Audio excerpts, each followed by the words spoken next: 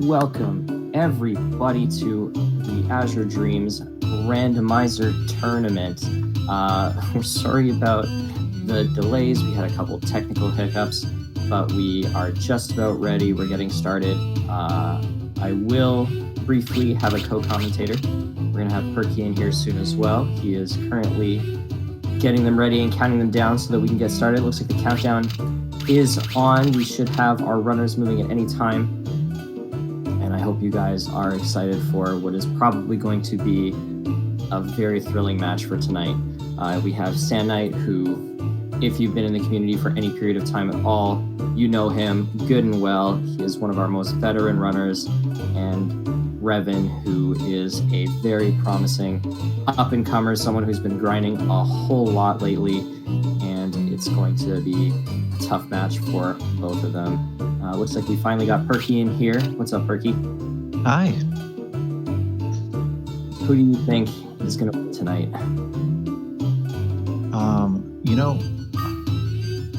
It's hard to say because I've seen Reven playing almost every single night over the past almost a month. Him and Chai have been practicing for this specific format, so it's hard to say how much SandKnight's really been doing behind the scenes, but I know that they both have a very deep knowledge of the game. It's going to be exciting. It's probably going to be very close. I don't think anybody can deny Chai or Reven's grinding skills. Looks like our first familiar is going to be a Bloom.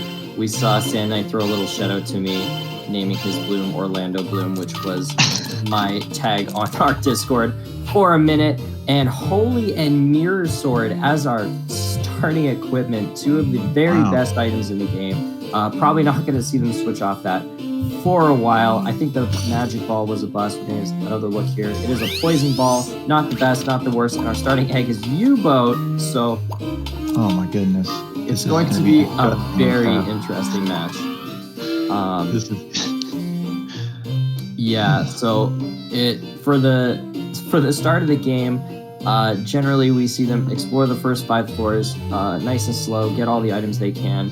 And usually you'll rely on your familiar to do mixture magic, but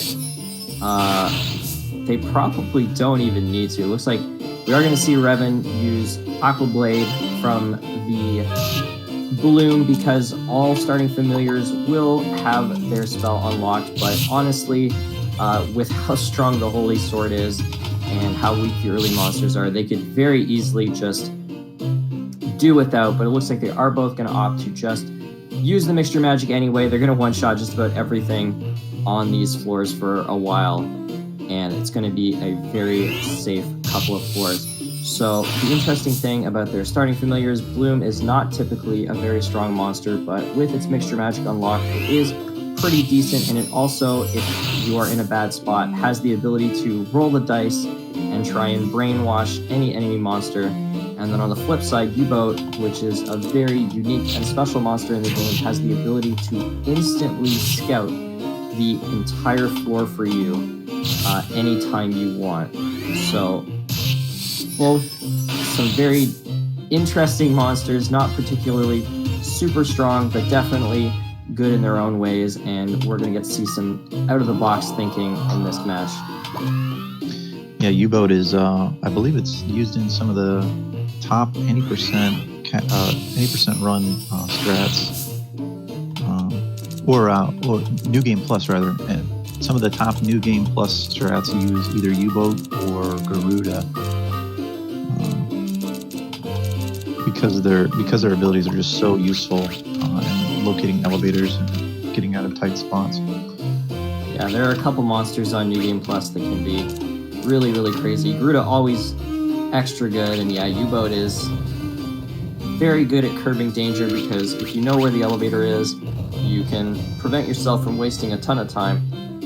Some of these floors, because they're all randomized, some floors will be very small, some floors will be really, really huge, and if you go in all the wrong directions, it can take you quite a while. Oh, sled from Flame here and just bounced away with that mirror shield. We are going to see Reven just stop wasting MP because he doesn't need to use that mixture Mixture Magic. The Holy Sword just too darn strong early on here. If you are new to this stream and this video game, Azure Dreams is a town-building dating sim dungeon crawler with collectathon monsters. It is its own unique beast, and they have to climb this 40 floor tower as quick as they can. They have a 1 hour time limit, and if you have never played this game before, it's not as easy as it sounds. The tower is extremely punishing, and so they have to do everything they can to try and curb that danger. It's almost an exponential curve of difficulty with every floor. Yes, indeed. And the floors are actually split up. Oh my god, I can't talk tonight. Are split up into different wings that generally favor specific elements. We see Chai in the chat. What's up, Chai? Who we mentioned earlier, talking about how SandKnight might be looking for a wind seed or the opportunity to fuse his bloom into a wind monster, because he is absolutely correct that SandKnight loves a particular strat where you turn a monster that has Aqua Blade into a wind familiar, and what it does is it turns or Mixture Magic into a 100% guaranteed stun. Sometimes that stun will only last one turn, but generally it will last longer than that, meaning you can hit a monster generally one time and then just keep moving without any problem. It is a little bit on the slower side, but it is very consistent and makes the tower very safe. Pretty cheap MP cost, if I remember. Yes, indeed. Like most Mixture Magic, I think it's just half of an MP, so as long as you have like a Pita Fruit, you can basically make it the whole way through. Short of like really crazy monster density. That's another part of this, is that the amount of monsters on a floor is not fixed. Sometimes you'll get floors with very few monsters, and sometimes you'll get floors with crazy amounts of monsters where you're just constantly running into trains of them. So between that and the dangerous kind of traps that you can run across, the tower is never safe. It's always out to get you, and you have to be very careful with how you play. We are seeing them stay relatively close together right now. Not too many. I believe Reven is one floor ahead. Yeah, so not too many good items yet. Basically what these two are looking for in the first 5 floors are spell balls or other items that will help them incapacitate or delete monsters that are problematic later on in the game. But we're not really seeing a whole lot. They don't need swords or shields or wands generally right now. They probably would pick up a good wand if they could find one, but I believe they've just been duds so far. And so so Reven is on floor 5, which means they're just about on the same floor. SandKnight's going to go up in just a second here, and that means that coming up on the last floor that they're really going to spend time exploring, usually they don't really have a good inventory. So, Restore Scroll, really good here. They might actually take a little bit of extra time on floor 6 and floor 7 if they're not feeling comfortable with what they have.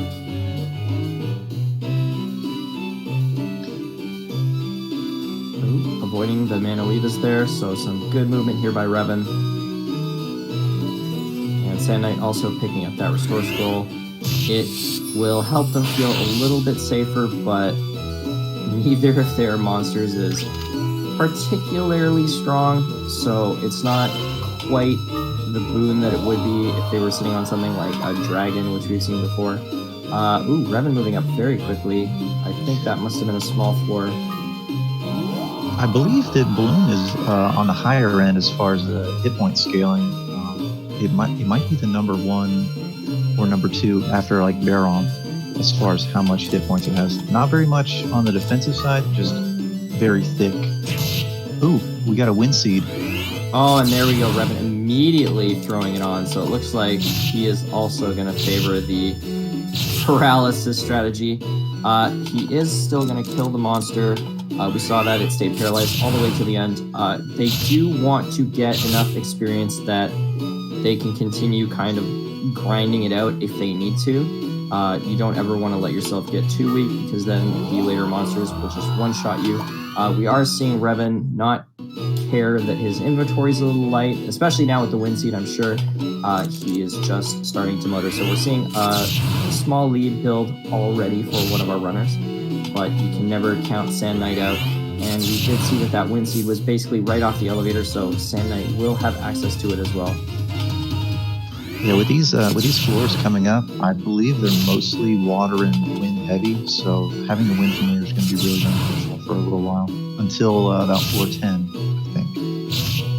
Yep, it is going to be pretty easy from here, and the fire floors are easy in general, so they will also have an advantage once they get into the mid-teens and 20s as well. It should be pretty safe all the way up into the 20s, short of some kind of disaster. I suppose that would be the opportunity to take out their U-boat, carefully get some experience with it while it has that type advantage. So we are seeing SandKnight take a different path than Reven. He is taking the extra time to explore and try and build his items up. And we have seen games like this quite a few times in this tournament so far, where one person plays it slow and steady and the other person plays as quickly as they possibly can. And generally in a match like this, it just comes down to what kind of luck the person going fast runs into, because if you're playing slow and steady and you have a lot of experience, you know what you're doing, you can generally be pretty consistent in the tower, short of like really extreme bad luck, but it takes a lot of time. And there's the wind seed on SandKnight's side. We're gonna have to see if he checks it. I'm sure he will, but you never know. Blind trap on Reven's side. He's gonna have to be a little bit careful here. We do finally get to see. Oh, he just has the roam herb. Havoc here. And there's the wind seed for SandKnight as well. Immediately tosses it on. So we're going to see him likely adopt the same strategy. We did finally get a look at Reven's inventory. And as I had said, it's very light. They did find an ice rock ball at some point. They also have the poison ball,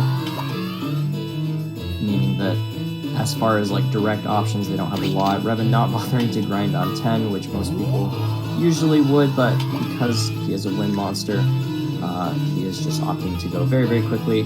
We are seeing him hit 12, which means the blue collar is on this floor. The blue collar lets you have a second familiar as well as fuse familiars if you want. Reven doing the smart thing here. He is going to use the U-boat's search ability so that he knows where the items are clumped up, but there is a griffin closing in on him, which is unlucky. That griffin should turn left, so he should be okay. There it goes.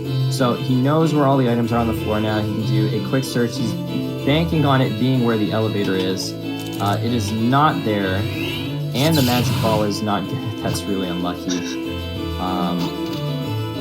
And we are seeing SandKnight try and clear floor 7. He's just going to head on up here. It looks like he got most of the floor explored before hitting that elevator, probably by choice. First crack in here for Reven will not be a problem thanks to the blue wind ability.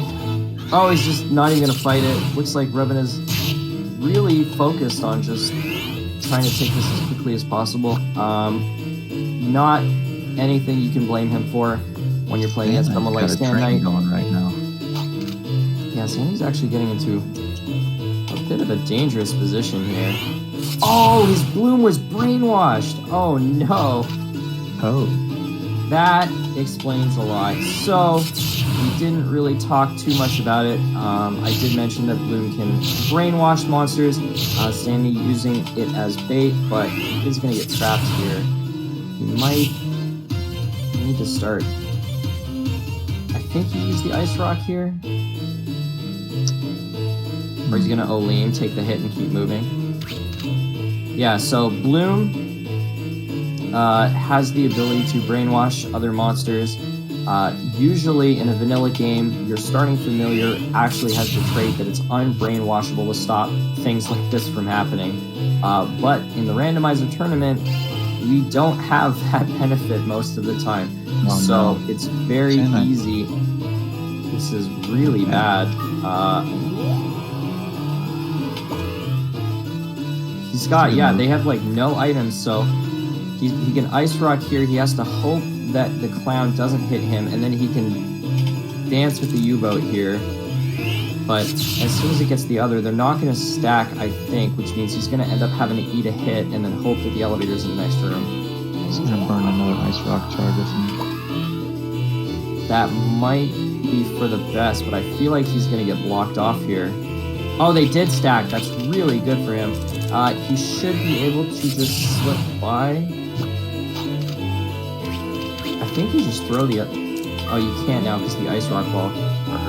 Yeah, this is tough. I would normally have probably thrown the U-boat backwards and made a run for it, but it's in a bit of a tight spot. We are seeing... Oh, he is going to get away, so he should just be able to, yeah, go diagonal. Okay, he makes it out with some clever play. Didn't use too many resources.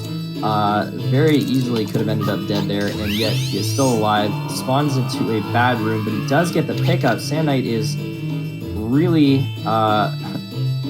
getting some love from these monsters, not failing the coin flip at all.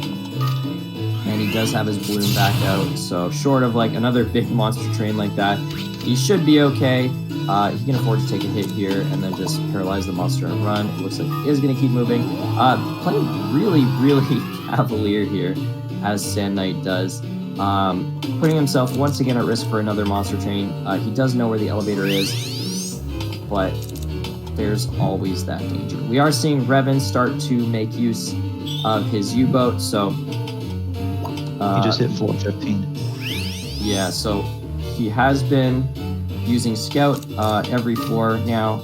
The U-boat has the benefit of its ability is expensive, but if your monster doesn't have enough MP to pay the full cost, it will still use the ability and just exhaust your MP. So what you can do is you can pick up every fruit or every herb you come across, feed it to him on the new floor. He'll gain 1 MP back, and then you can just scout the next floor again, and it will just, you know, cost you that 1 MP. So you can essentially do it forever as long as you keep finding herbs and fruits, which are pretty common.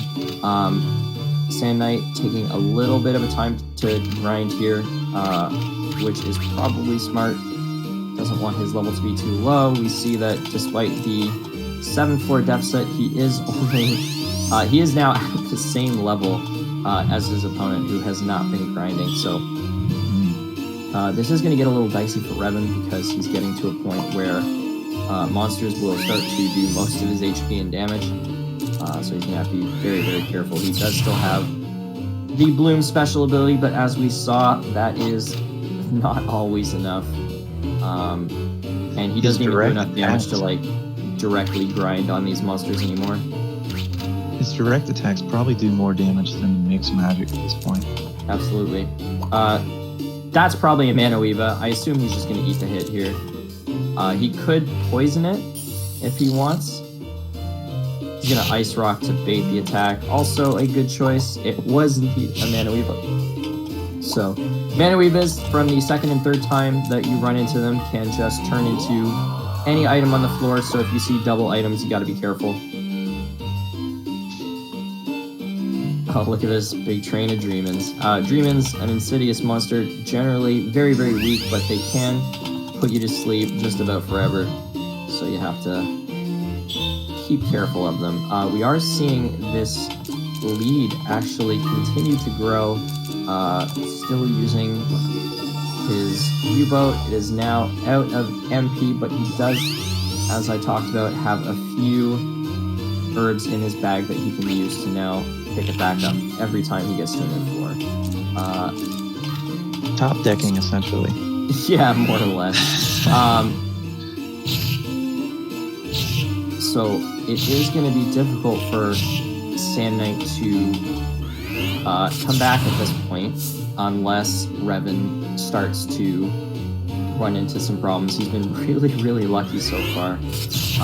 And I also don't want to take away that he's been playing very, very well, making good use of his Familiar's Mixture Magic, but he hasn't really hit any bad traps. He hasn't really run into a large set of monsters, so he's basically been just breezing through these floors, and with the U-boat in his pocket, he can continue to do such. I imagine he is under the impression that SandKnight is either neck and neck or ahead, and so he's trying to keep pace. Yeah, so SandKnight, traditionally a very risky, aggressive, and fast player, so someone like Reven is going to know that, and because our runners can't see, hits a slow trap, and once again does not get punished for it. Reven's going to know that that's how SandKnight plays, and knowing that and not being able to tell where he is in the tower, it's always going to feel like you're probably behind or you're probably struggling. He knows that SandKnight will have had that wind seed and the bloom, so he could be playing exactly the same way but faster. He doesn't know, and he definitely doesn't know that SandKnight has such a floor deficit, so oops, a little bit of a misthrow there. So for Reven, it's very easy to get in your own head and worry about getting too far behind. So it's probably going to have him playing faster and riskier than he normally would, but it is very much paying off for him right now, as long as he doesn't have anything terrible happen.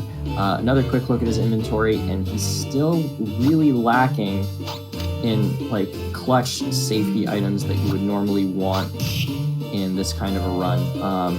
Believes that's a Manoeva. He does check it, and it is. Manoeva didn't attack his bloom. That's unexpected. Picks up a wind seed. I don't quite know what he plans to do with that, but he might have a plan for it. He did pick up a fire seed as well earlier. Could be just using it for the MP. Yeah, could be. Does get a trap loop that will help save him, so he just has a whole bunch of MP items right now for his U-boat, and he is making liberal use of the paralysis status effect to avoid every single fight. He's going to have to be really careful here. He's going to have to toss that Arachne. Oh, that's not good. The Arachne circled back to him. He is running out of room. Going to have to pitch this and then basically do the same thing as these come through. You can use SandKnight again in a little bit of a rough spot here, but I don't think he got the blue collar, but he's not going to have... Oh, he might have. It looks like he has most of the floor explored. I didn't see if he got the blue collar, but he's going to have to go up one way or the other, so if he didn't get it, he's not going to be able to. We will probably find out soon. He's going to want to be making use of the U-boat as well, so if he pulls it out and we see both monsters, we will know. Reven getting into a bit of a dangerous spot here. A lot of Arachnes right on his back. He does use the Ice Rock Ball to slow them down, but he has a Wee Dog right on top of him. More than likely, if that Wee Dog hits his bloom, it's probably dead. It looks like he is going to get away, though. That Ice Rock is dead, but he is okay. SandKnight also running into a very similar position where he took a big hit. He's going to use that Medicinal Herb. And that's a nasty Florida spawn on. Whew. But he gets away. So Ice Rock, MVP for both these runners right now, helping them out of almost certain death. And we are going to see SandKnight head on up to floor 14. Exit loop here for Reven, which means he is going to be able to skip using the U-boat here. And he's just going to keep on moving. It is quite far away, but he does know where it is. We've yet to see anyone pick up any additional eggs, have we?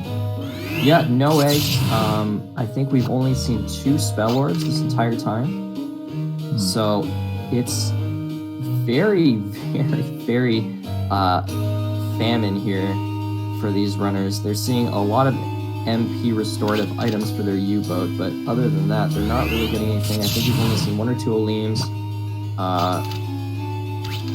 No, I think we've seen 1 ton of fruit. Like, clutch items that people normally rely on have just not been spawning for these two. So the fact that they're managing to play it so well is just a testament to how good these two runners are.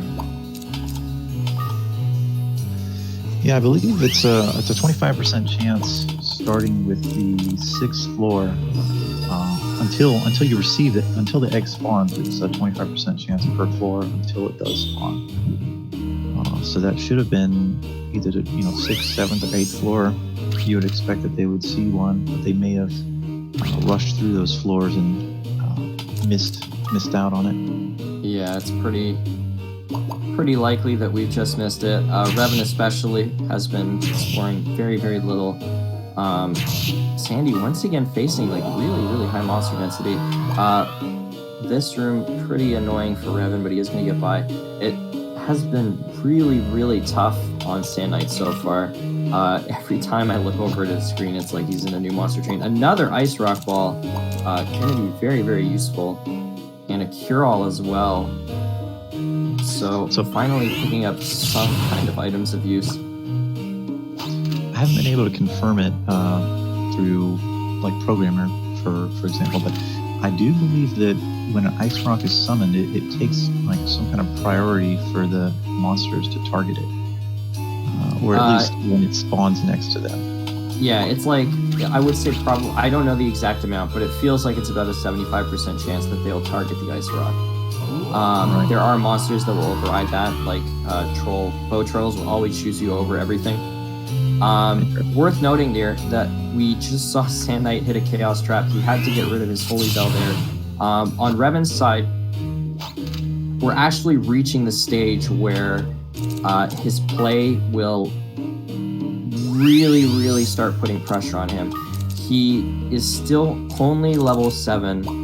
He hasn't found a single attack ball yet, which means that he has no way to kill any of the monsters that he's going to run across. And normally, at this stage, they would have grinded a little bit, they would have a decent amount of levels, and they would have some kind of an attack orb. And they would be able to clear some of the wind monsters on these floors, at which point they would get a boatload of experience, and your spell orbs are based on your level. So they quadruple your level and cast at that level to do their damage, which means that if you have at least like a decent bit of experience on you, you'll be able to continue to one-shot stuff with them basically throughout the game. But Reven just discarded his holy sword to pick up a Leoland fruit, which I think it's an interesting strat, but I think that it's going to pay off. Like I said, he's not going to be attacking anything. Like, he has no way to kill anything at this stage. And the problem here is that, he is basically almost a one-shot for any monster right now, and he's coming up onto floors where he will guarantee be a one-shot. He's really at risk of just getting sniped by a stealth here. Stealth, the crab monster that we're seeing, they can turn invisible at any time, and if you run past one that's invisible, it gets a free attack on you. And if Reven takes the hit, it might actually just kill him straight up. He may also get body blocked by monsters that are too heavy to lift, and despite being able to stun things, he won't be able to get past them. Oh, there's our egg. Do we remember what floor this is? I do not. Let's see. Canopita fruit, there we go. 17th floor for Sandy, and 26 for Reven. So, yeah, we are into a stage where Reven will just get one-shot by anything. So the egg that Reven found, there's a couple of interesting things that it could be. We could see an arachne or a block out of that egg. There's even a small chance it could be a Baron. Yeah, the problem is that his level is so low, he can't hatch anything really useful. Well, he could still use it in the case of the... so there's also unicorn. So if he gets a block or a unicorn, he's going to have direct magic that could potentially take the place of like a status ball that he doesn't currently have. Oh, there we go. So Reven finally going to be able to kill something here. He's going to need so many levels. 3. Yeah, you got 3 levels from that. That's really going to help him. It should put him just outside of one-shot range.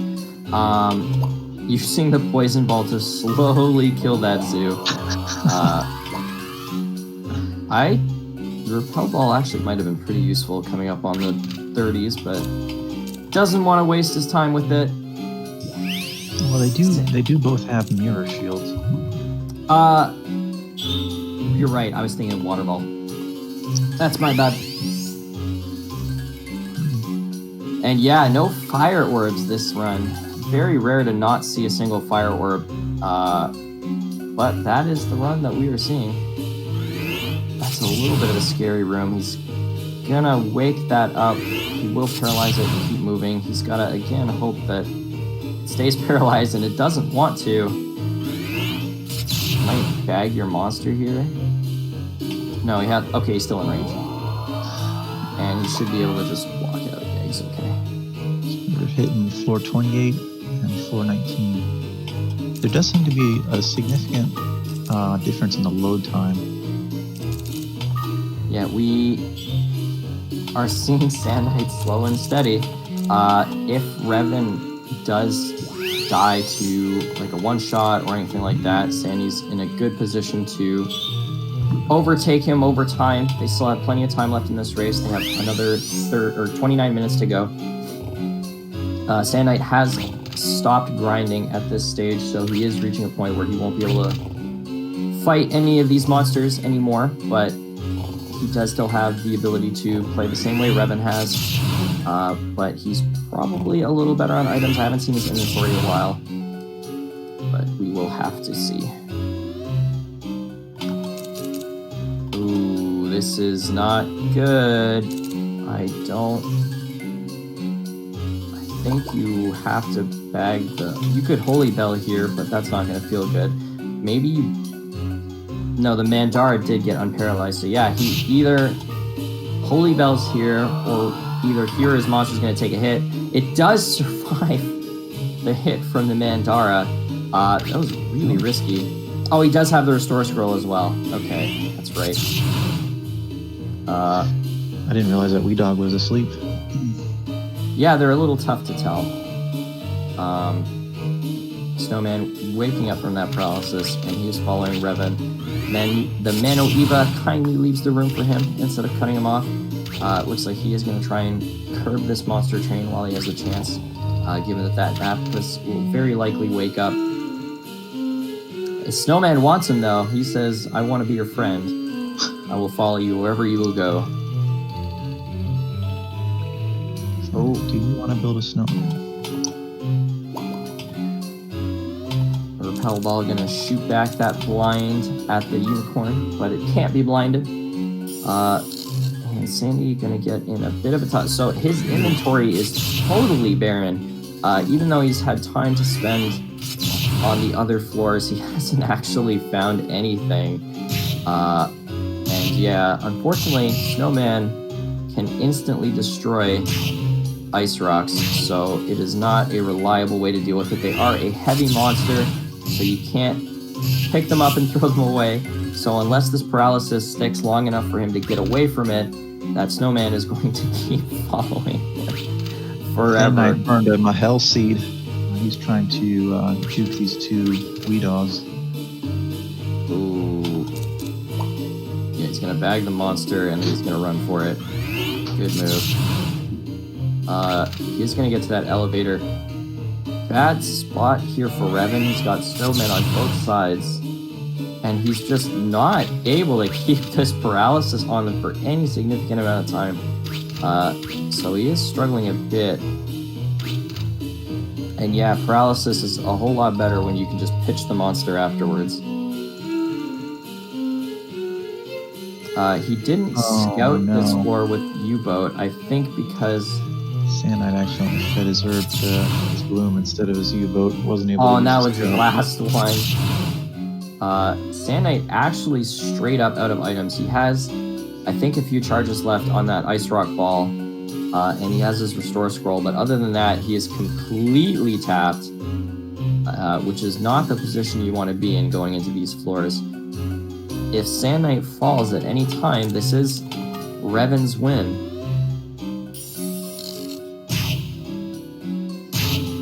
And there's the second Ice Rock Ball. You're going to see the Napless cut off on Reven's side by his Ice Rock. I think Reven's Ice Rock orbs are probably getting pretty low at this stage.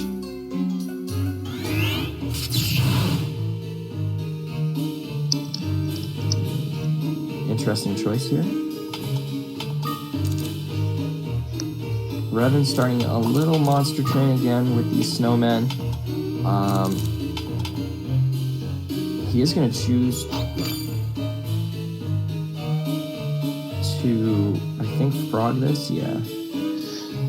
I think they both SandKnight and Reven burned their tournament fruit for to just turn an enemy monster into a frog. So we might not see the famous invulnerability glitch. Oof, this is not a good spot. He is going to use the Holy Bell here, play it completely safe. We did see him have to, unfortunately, give up the spell ball that was on the last floor. He wants the scout because he doesn't want to have to spend a lot of time on a floor again, which was a problem that he had on that last floor. Truth Glass here, probably going to use it. Oh, on the egg. Stealth egg. Not a great one, but he could try and egg bomb something. Another spell ball here. Poison ball again. Unfortunately, still no fireballs.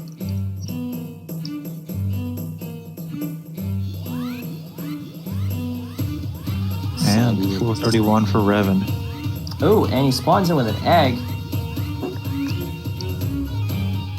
Let's see. So the dangerous part about the Beldo floor is that he doesn't know what monsters are going to spawn in until after the cutscene, and there is just a Tyrant and potentially a Holy Bell here. Familiar Bell still useful. He's definitely probably going to try and get that egg. The high probability that it's just going to be like a snowman or a zoo or a Mandara, but he could get something really tasty like a kid or a killer.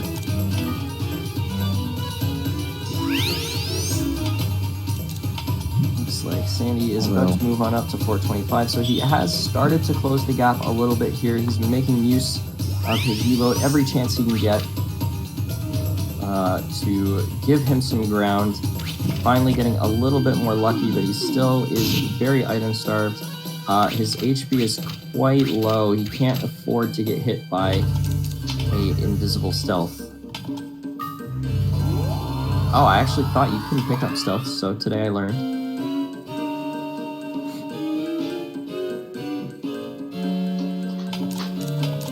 Leo Lamb fruit here on the U-boat, just like Reven did. And then throws it away. He didn't scout there. That was weird.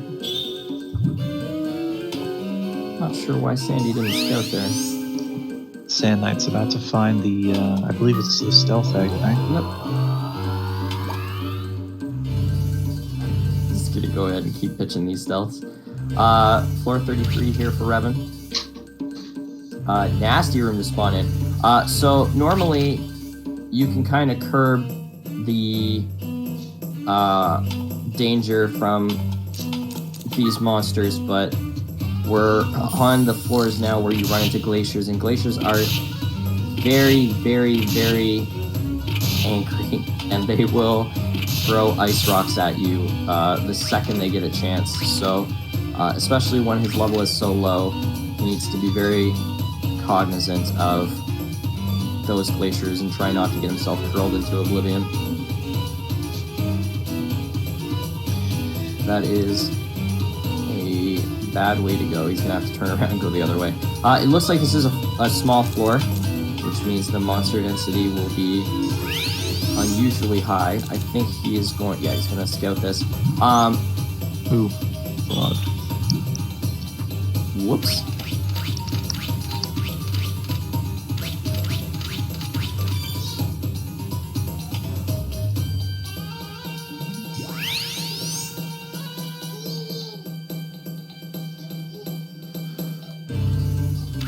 So it looks like it is actually a pretty decent sized floor.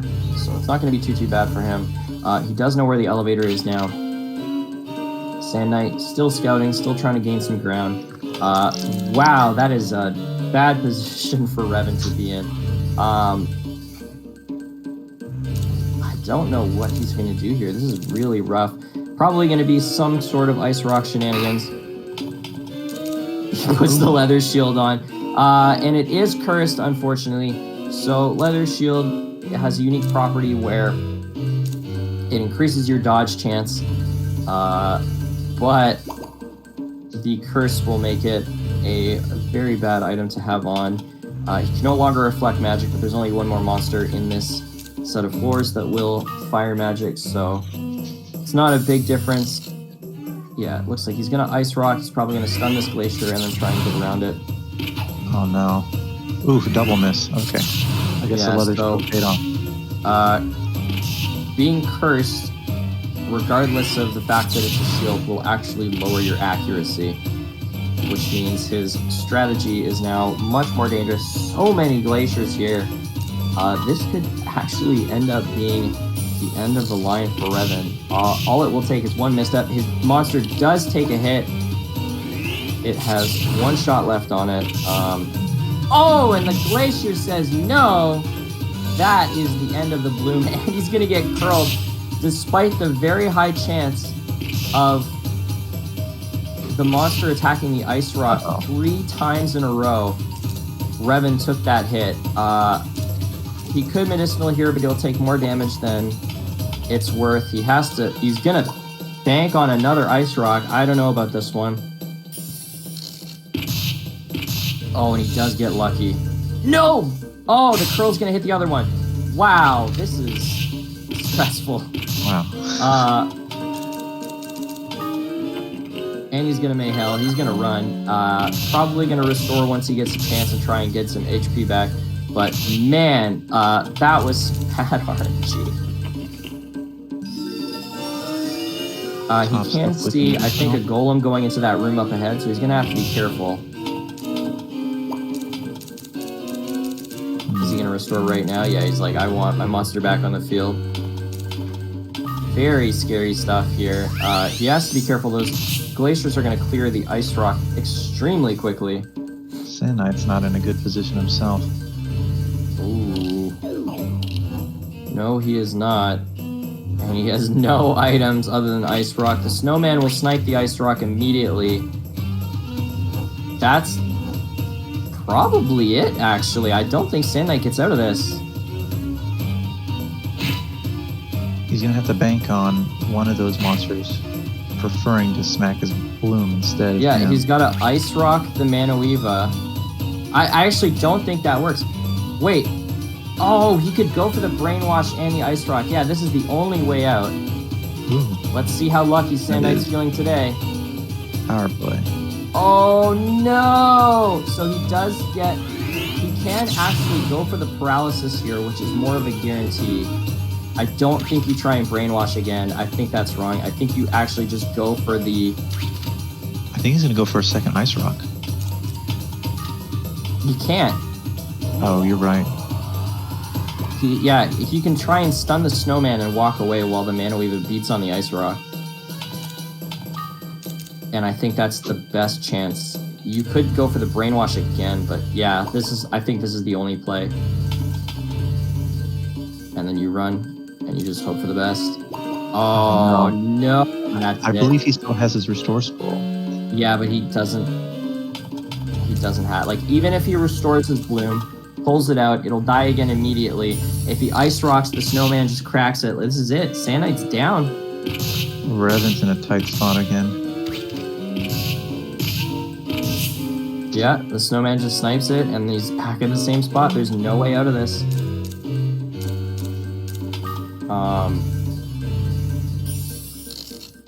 Yeah, that's it. I wonder. So just how he wants to let it end, I guess. He's gonna keep ice rocking until the snowman runs out of MP. Apparently, someone says the snowman can choose not to snipe, so he's like rolling the dice. But that snowman says no. Is he trying to bank on the fact that maybe the U-boat survives a hit? It does not. He was hoping for a miss. Oof. He's gonna keep rolling that dice. Nope. And he takes it, and that's it. SandKnight is down, unfortunately. Game 1 goes to Reven, who played it fast and risky the entire game, and it paid off for him. He is probably just about dead as well, but with a huge, huge floor lead. So we'll go ahead and let the runners know.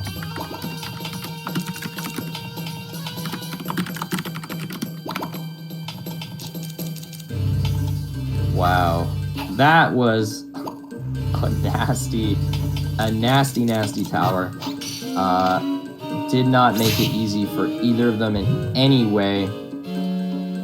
They struggled the whole time with a good set of monsters, but no items to work with for basically the entirety of the game. Reven also down, but it doesn't matter. He's already won, and we are going to get them ready for game 2.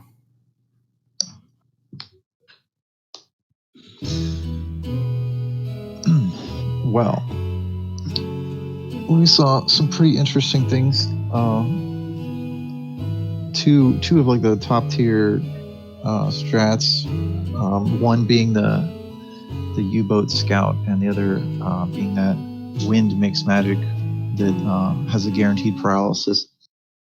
I'm really curious what the next 2 monsters are going to be.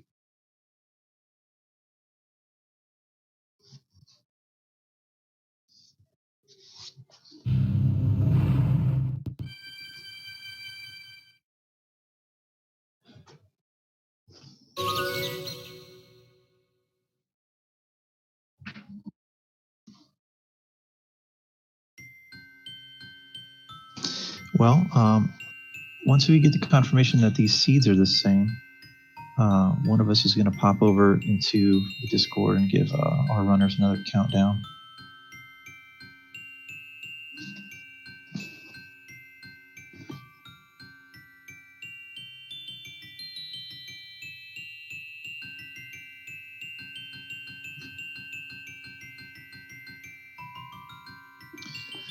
So, if you're a fan of the game but you're not part of our Discord, I encourage you to check it out. This whole tournament's made possible by a really interesting application that one of our members created, D-Randomizer. So with this application, we're able to set a fixed seed for 2 different players to have the same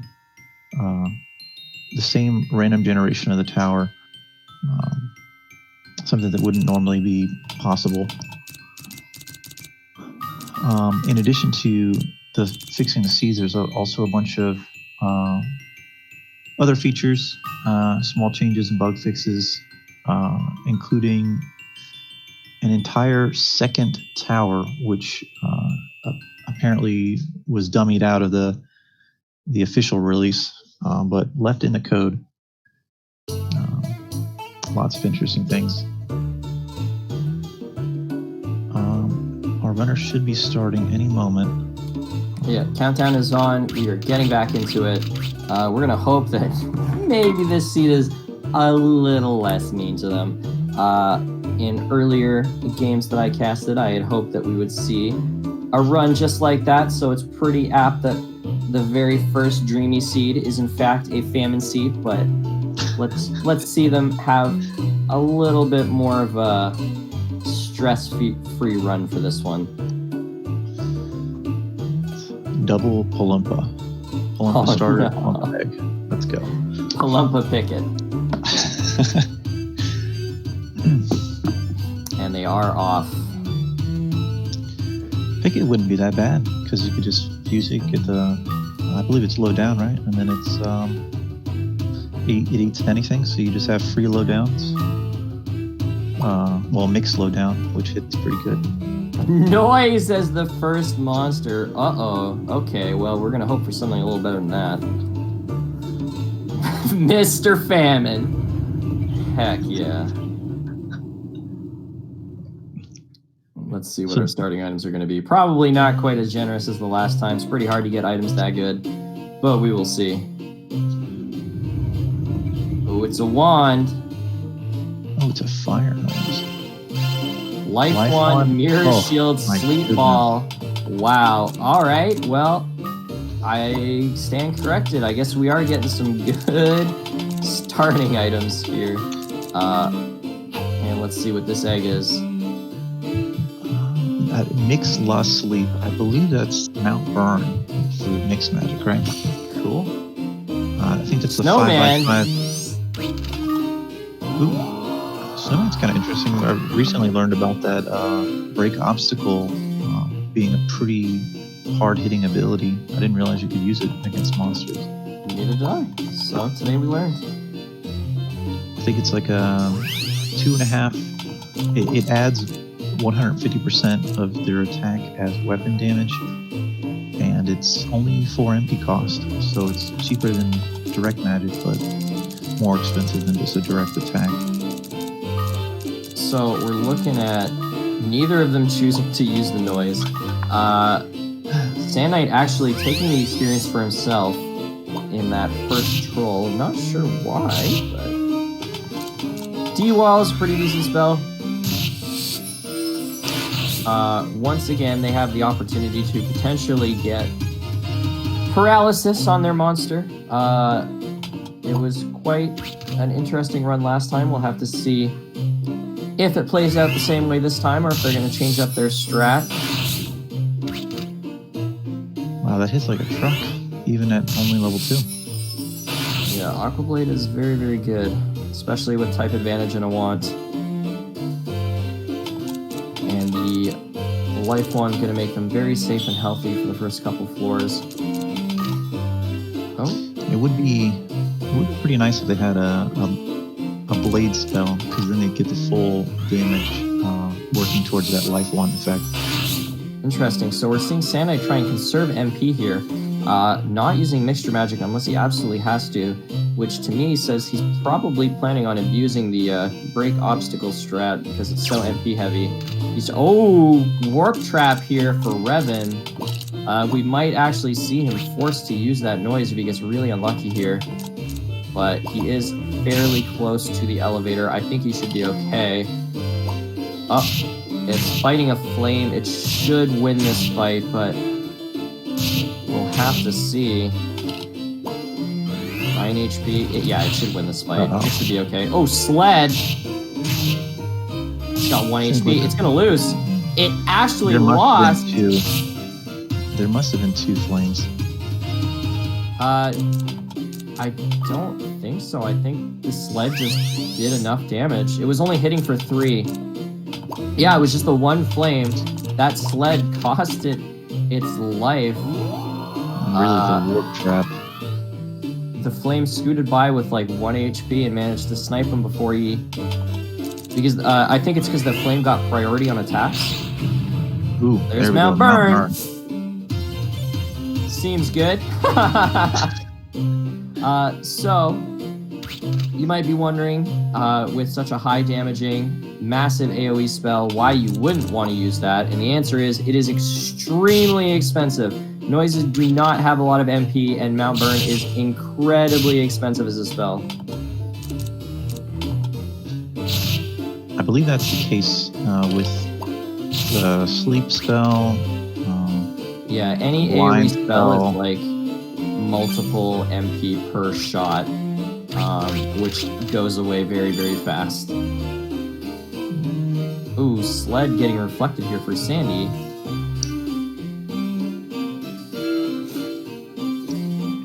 So much like last time, we are seeing them explore the first couple floors. We did see some bad luck for Reven with a warp trap. This is why you can never be too comfortable. Even with a strong early monster like Snowman, sometimes things just don't go your way.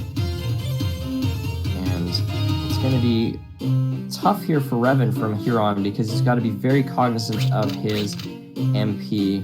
He's going to try and scoot by without using any if he can, but he is eventually going to reach a point where he's going to have to start using it, and it's going to get pretty tough from there. Decurse Scroll, very useful if he decides he wants to switch up his items. He won't need to do that for quite a while, but he has that choice now. Ooh. We just saw SandKnight use that break obstacle strat. And he smashed through. Yeah, he smashed through something with an elemental advantage. Yeah, hit for 11. I think. Seems useful. Seems pretty useful. And we are, still seeing him just do his best to conserve MP. Earthquake strats, that's what that is. Looks like he's gonna set up to do the break obstacle strat again, so we'll get to see it in action. Bonk. 14 damage with a type disadvantage on a low-level monster. Really, really good. Snowman, obviously very underrated, but it is expensive on the MP, so I think it's gonna come down. Sorry, go ahead. I'm curious if that ability can crit in addition to the multiplier that it already has on it. I think someone in chat will probably have that information for us. Can someone confirm if it can crit or not? Because if the crit is an extra 50% damage, I wonder if that's a multiplier or added. We see that Reven has switched to a sword, so because he's not using mixture magic for the most part, he's trying to fight without it. Sword will help him deal with these monsters a little easier than his life one. I didn't see which sword it was, but it looks like a copper sword.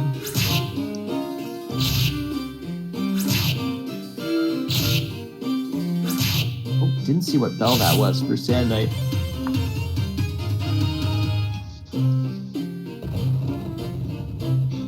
Chai says, I think it can crit. So, if it can crit, that's pretty darn good. Let's see, quick maths. So, if the ability normally hits 2.5 times normal, and the crit is a multiplier, we're looking at 3 3/4 the normal damage. Well, actually, no. I'm not really sure about that. They had a more in-depth conversation about that earlier. It's 2.5 times. No. I'll leave that to programmer and Chai to figure it out. Oh, Mount Burn did not kill those 2 flames. That's not what he was looking for. That sled should, though. So, Manaweva gonna be actually dangerous for his noise. Mount Burn is probably not gonna do a whole lot in this situation. He does use a sleep charge on it. Gonna walk out of that room and avoid this fight. This is a bit of the problem here with monsters that have AoE moves. Normally, if you have something like a snowman or you're starting familiar, you can just, even though you're not doing a ton of damage with the mixture magic, it doesn't matter because it costs so little to use. You can kind of just brute force it. But when you're spending, 4 or 5 MP a shot, you can't afford to do, 5 damage on a monster. You have to hit really, really hard. So, Reven definitely in a tough spot here. We might see SandKnight take an early game 2 if Reven doesn't find the items he needs to manage things.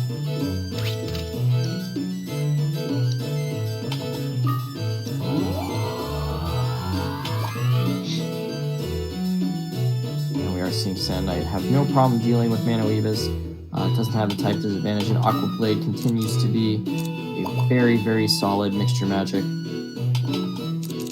Gonna see some Mount Burn again here. Always very satisfying.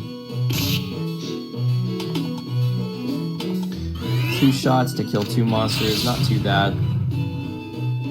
Gonna be a good amount of experience here.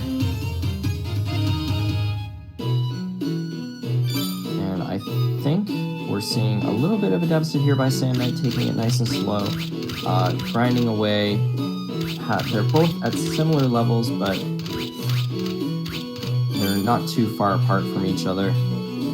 Stream Wand, actually a little surprised that we didn't see SandKnight pick that up. I think he might be planning to switch. Oh, Leather Shield +2. Yeah, he says goodbye.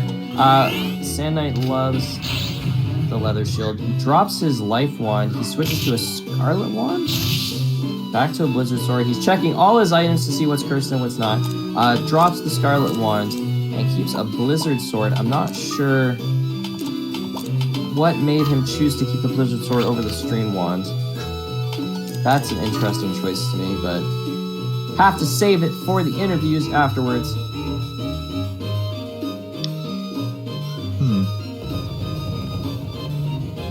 I think I know the answer to that one. I think that certain spells, the magic damage component of it isn't affected by the wands in the same way that like a sword spell would be. I know, for example, Thunder Wave, it doesn't matter what kind of wand you're using, it's always going to hit the same damage. You could be, you could have height advantage, you could have a wand, you could even have like the correct matching element wand. The only thing that matters is your level, or I guess the caster's level, and the enemy's yeah, level. looks like Chai is confirming what you're saying. Tough room for Reven here. He spawns in with 2 blooms, doesn't want to mess around because not only does he have the type disadvantage, but they also can brainwash his monster, and he doesn't want that to happen again. Yeah, it's so infrequent. It's like anorexia. Like, you barely ever see brainwash because usually you blaze through these first few floors. Yeah, and you also usually have your starting familiar, which doesn't get brainwashed, so it's like such an edge case thing. But when it hits you, it's really, really brutal. Reven gonna wait out the poison here, gain some HP back more than likely. There's the Wind Seed for Sandy. Immediately gives it to him, and he's back on that paralysis strat.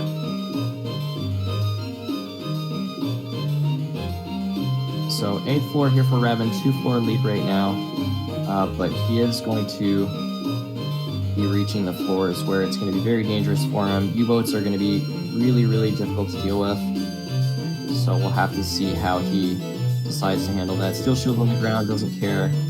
Probably going to turn right around here. I don't think he's... Oh, no, he's going to choose to dance with this U-boat. And there's the elevator. Too much longer. Get rewarded for it. I think you try and get your... Oh, he's going to try and use it to keep bothering the U-boat. There we go. Very good movement here for Reven. Very, very, very good.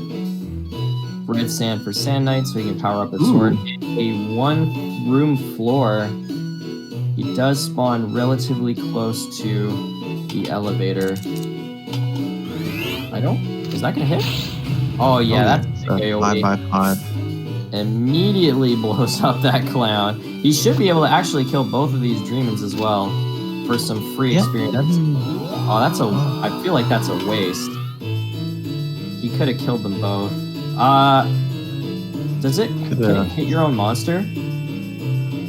That could be why he didn't do it. He could have been worried about hitting his own noise. Oh, I stand corrected. It's 7x7. For some reason I was thinking 5x5. Yeah, that was huge.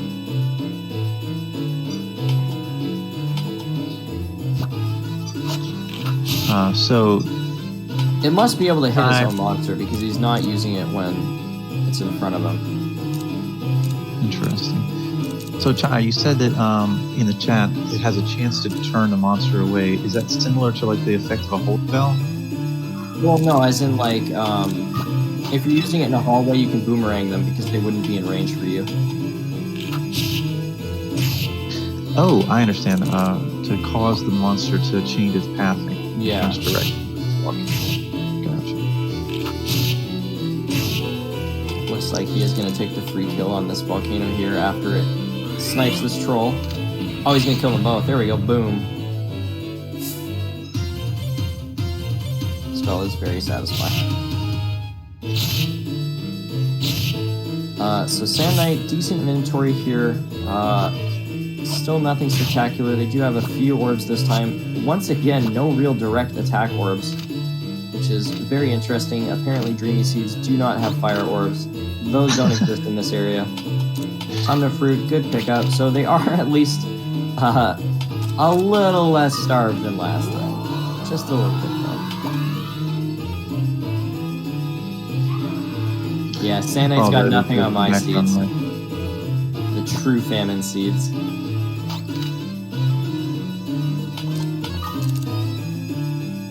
I believe we're on 11 here for Reven, so one more floor until we're going to see if he looks for the blue color. He currently doesn't really need it.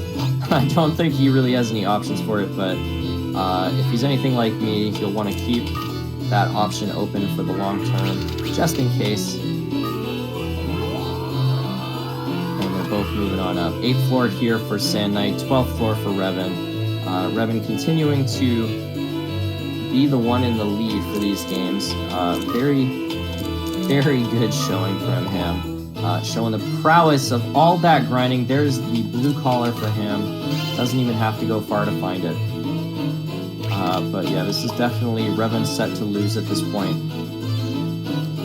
And I think we're going to start seeing him struggle a little bit. I've said that a few times, but I really feel like this is where it's actually going to start hurting him. Garudas will be nice and easy to pick off, but Krakens are going to be very problematic, as well as mules. And I don't think he has the item base to really scrap with them, so... Oops. Slam trap on Reven's side. No big deal. There's his first Garuda. Is he going to take the free kill? Yes, he is. So 2 Mount Burns, and he will gain likely a level or 2. We're seeing that same 1 room floor for Sandy.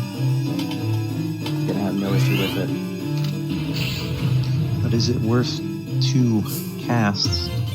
I would say so. Garudas are packed with experience, and he really needs it at this stage.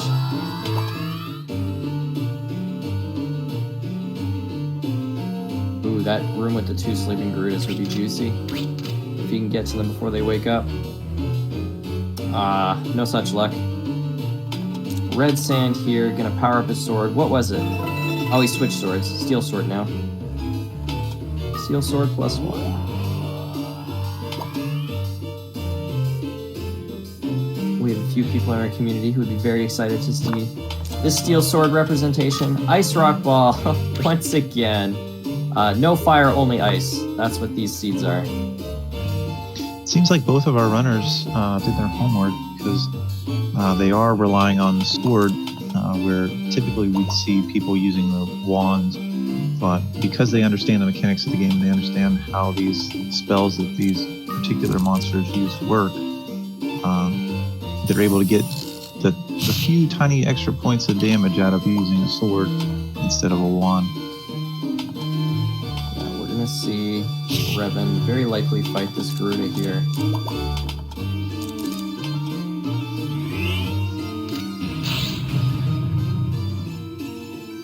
I wonder if he'll try and snipe it with a sword instead of going for the other. No, he's gonna play it safe, go for the other mixture magic. Cannot blame him. Should be gaining another level, and he does.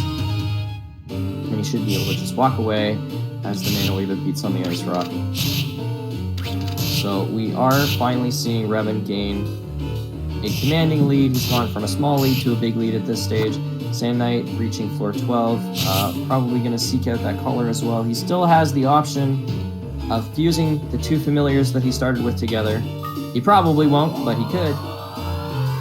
And we do see Reven move on up again. 17th floor here. Pickets will be nice and easy picking for him to get some free experience here. Play the flute will silence the enemy monster, for you guys wondering in chat. The seal effect of the seal trap. Just about the most useless thing in the game. Reven having a sword fight. Oh, he is sitting on that Mazar seed still. Oh, it puts on the Scorch Shield and it's cursed. I think he still has the decurse scroll, but I could be wrong. He does, yeah, okay. He is still going to suffer from the curse effect, though. Some debuffs cause monsters to be unable to use their abilities as well. I know Blind, for example, will prevent pickets from stealing, so perhaps the seal effect will have some other secondary effects that could potentially make it a little bit more useful. It's possible. I couldn't tell you one way or the other. Kraken wakes up behind SandKnight here, but he should be okay. Probably going to pitch that Garuda and then, yeah. Wow, I think the Kraken just passed a turn there. That was interesting. Sometimes the AI makes some weird choices. A little bit of a tough spot here with the Kraken following him. He could have stopped it earlier, but chose not to. Gonna try and boomerang the Newell. Takes the hit. He's gonna stun the Kraken here. He might get forced to use some items. He could just keep running past the Kraken. Yeah, I think that's the right choice. A bit of a monster train. SandKnight once again getting punished for letting the monsters follow him. And now he can't make use of that Holy Bell. So greed gonna cost him a little bit here. He might be able to use a Tumna glitch here. Oh, no, he decided to throw it. He's going for the shove. And it pays off. So SandKnight has been playing it very, very greedy and risky these last two games. Last game, it didn't pay off for him, but it is a whole new game. We are seeing his luck change a little bit. We're gonna have to see how he wants to fight this Kraken. He could probably just take the Kraken by using Break Obstacle, but he's probably a little bit worried about his MP. I think he does know where the elevator is. I think it's in the room up above him, but if it's not, he's going to feel really, really unhappy. It looks like he is going to guess that it is not in that direction. Going to keep moving towards the other side of this floor. Oh, the double mount burn on these pickets. There's a lot of XP coming to Reven here in a second. Thankfully, Snowman tanking that Kraken hit pretty easily, thanks to the Wind Genus. Very satisfying seeing two pickets be blown up like that. Yeah, Shawnee would be very sad, but personally, I don't like pickets. Poison Ball, he's not even going to pick it up, which is a choice. Personally, I think Poison Balls are underrated. Especially in situations like SandKnight's been facing with big monster trains, you can kind of like weed them down. SandKnight does get out of all of that trouble though, and he moves on up to the 16th floor, closing the gap quite a bit in fact. And Wind Seed stolen by Reven. I think maybe he was hanging on to that with the hope that he finds a Restore Scroll, and then he could pick his Snowman back up and flip it to Wind, but now that option is off the table for him. He didn't want to use... Oh, interesting choice. So he tries Mount Burn on the Arachnid and it does work to switch its direction, so there we go. Something we talked about earlier, we get to see in action. Very, very useful, and he has a... Oh, wow! So... Wow, incredible. Worth noting that while that paid off for Reven, he got extremely lucky there. There's a literal 1 in 3 chance that when SandKnight reaches that floor, he's going to hit that exact same trap, and he might not get that lucky. So, we know that SandKnight very likely has some extremely bad luck coming for him. It's going to be interesting to see if he can recover from that. Feed of Fruit, very good, especially since his noise is probably getting quite low on MP. Decides to bank it. Not quite sure why. They are both still sitting on a bunch of Mazarsis. Oh, wow.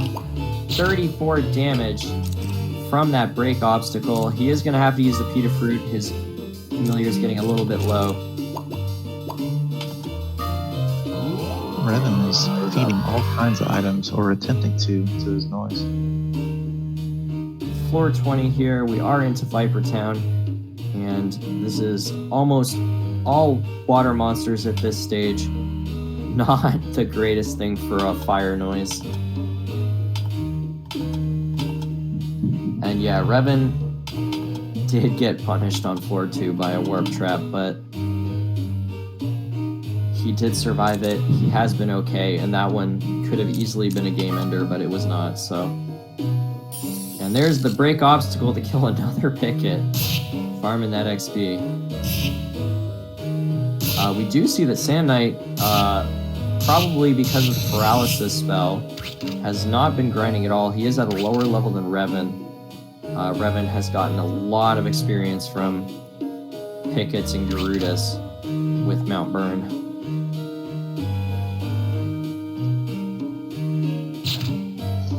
Does SandKnight use his noise at all? I think it's still in his bag, right? Yeah, it's still level 1. He bagged it right away, even before he killed the troll on the first floor. Oh, and goodbye, Unicorn. So, Reven, 20 MP left on his monster. He does have the Pita Fruit in the bag, though. So, he is okay if he wants to keep fighting.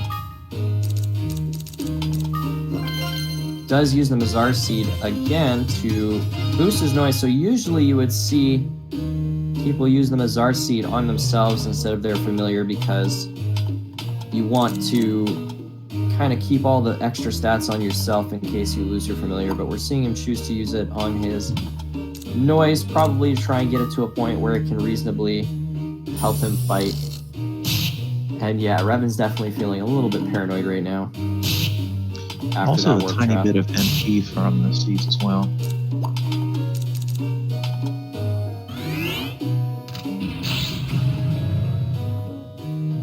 I don't know how much damage that did. Can't tell if that did a lot or a little. I think he thinks it's not worth it regardless. He could just use the Poison Orb here. I'm not sure what he's doing here. SandKnight, bogged down by pickets. Maybe he saw the elevator in that room. Oh, maybe. That is a juicy Mount Burn with the 2. Yeah. Is it going to reach, though? It does! The range is so far. He's going to get both of them. It doesn't do a lot of damage to the Wee Dog, but he does clear both of those unicorns, no problem. I think... Oh, and he goes for the pickup and he gets it. So brave. Nice. Reven feeling really ballsy today. Hanging on to it just in case he wants to... Oh, no. I thought he was going to keep it for a boomerang, but he gets rid of it. He should have a pretty solid idea of where the elevator is, and there it is. SandKnight about to face that warp trap, I believe. Here we go. That room may be a trap then. Oh, and there it is. He's gonna... Oh, no! Sandy is in... Oh, he has a familiar bell! Oh, nice. Wow. That is so lucky. Good job, SandKnight. Oh, familiar bell. You don't get to use it very often, but when you do, holy cow, does it feel good. He hits the exact same warp trap that Reven does. It actually would have been catastrophic, but thankfully he had exactly the right item he needed. And so he is going to continue on in this race. Probably feeling really damn good about having that in his pocket. And yeah, that must be a trap room. It's pretty nasty.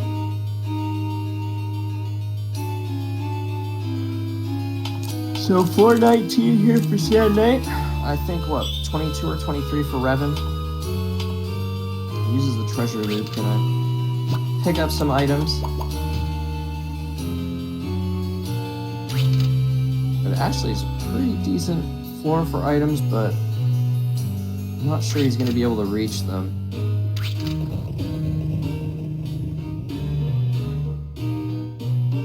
Crack trap here, very unfortunate. He's going to have to try and wait this out, or just bag his familiar. And he is going to wait it out, no problem. SandKnight continuing to struggle a little bit with pickets here. Finally saying enough is enough and whacking them dead.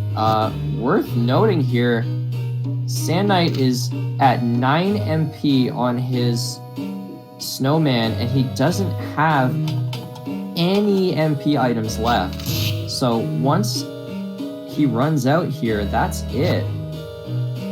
So in a pinch, what he could do is fuse with his noise, and that would give him half of Noise's MP. The problem is, if he fuses with his noise, he loses the wind element. Oh, it is a fire noise, isn't it? Oh, we saw Reven get collar jacked. Again, something you don't see super often in a speed run, but that Viper wants to kill it for him. He might get his collar back just by that Viper taking it out. So collar jacking, there are Palumpas on these higher floors that are very grouchy, and if your familiar gets close, they will steal its collar, and then you don't get your familiar back until you kill the Palumpa or move up a floor. And we are seeing that Palumpa just stick with him. He's like, don't you want your collar back, man? Don't you want it back? What level do they spawn at? Because I know they're not too powerful. That's interesting. I didn't realize. They start spawning around, I think, 22. Oh, but I meant like the monster's actual level, not the. Oh, the Palumpas, they're around the same level that the Vipers are, but they're Palumpas, so they're weak. They also, I think they don't attack either. They just try and collar jack. I've actually never seen the other monsters be aggressive to the collar jack Palumpas. Is that only after they steal collars, or? I believe so. I think they just attack whatever has a collar. Oh, we do see a little bit of an elevator train here for Reven, up to floor 24. And he does now have his familiar back. I don't know if SandKnight lost his familiar there or not. I missed it. No, he didn't. He's good. But he is still almost out of MP. Reven still being able to reliably farm some experience with Mount Burn. Spell definitely paying off for him. We might actually see SandKnight get punished for using this wind strat. Oh, and there's 2 more juicy ones. He is going to be able to get them both in this attack. He chooses not to. That's interesting. I would have gone for it, but I'm a greedy boy. SandKnight, the Viper block, is almost tapped here. And he does manage to get them both to turn away. So much value. Yeah, SandKnight running into the problem here of being out of MP. He uses the Mazar Seed to give himself back another couple MP. So he'll be able to make use of that to get about 5 or 6 more. Oh, he misses! So he should be able to get about 5 or 6 more paralyzes off before he fully runs out. Oh, he boomerangs. It's the paralysis trap. This could be it for SandKnight. Oh, no. Oh, he gets out just in time. He has a number of options here. I think he's going to go for the sleep. His familiar is out of MP. He can't take another hit. He does have a medicinal herb and some options, but it's definitely a dangerous situation. He's going to bag his familiar and keep moving. So SandKnight still has the Mazar Seed if he wants to give his familiar a little bit more MP, but after that, he is fully tapped. Reven is feeding just random herbs to his noise. Oh, SandKnight, what are you doing? So SandKnight just passed over a C-Seed. He could have fed the C-Seed to the noise and then fused it, and then he would have actually gotten the MP. So that was a big misplay there by SandKnight. Oh, that's so unfortunate. And this is the problem of being the one in the driver's seat in these tournaments. When your stress level gets high and you feel like you're behind, strats like that can very easily just slip through your fingers. Reven takes the hit to the face on a block. Ooh, it hit him really hard too. Yeah, blocks are very nasty, very difficult to kill. He has used most of his sleep orb. He's getting a little bit low on charges. Sandy deciding to go alone at this stage. He does still have that other Mazar seed, I believe, if he wants to make use of it. And he's gonna say, this is what you get, Mr. Block, for being a jerk.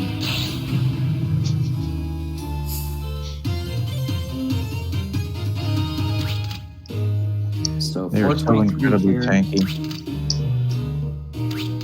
Good shield. Yeah, it's going to be really difficult at this point. Reven still has familiar, still has some options. SandKnight has a decent inventory built up, but he is on his own now. He doesn't have any attack options. He only has a couple status effects that he can run on, plus his ice block. So it's going to be tough for him at this point. I really thought that this would probably be a 2-1 either way, but this might actually end up being a 2-0 game for Reven at this point. He has the lead, he has a decent item base, and he still has a familiar. Well, they are in the same theme of floor, so they can't be that far apart anymore. Yeah, we are seeing SandKnight, now that he doesn't have his familiar, making really, really quick pace. I think he's actually caught up at this point, because I don't think Reven's on 26, which means they're either on the same floor or SandKnight is about to take the lead. For the first time in these matches, SandKnight is going to get ahead.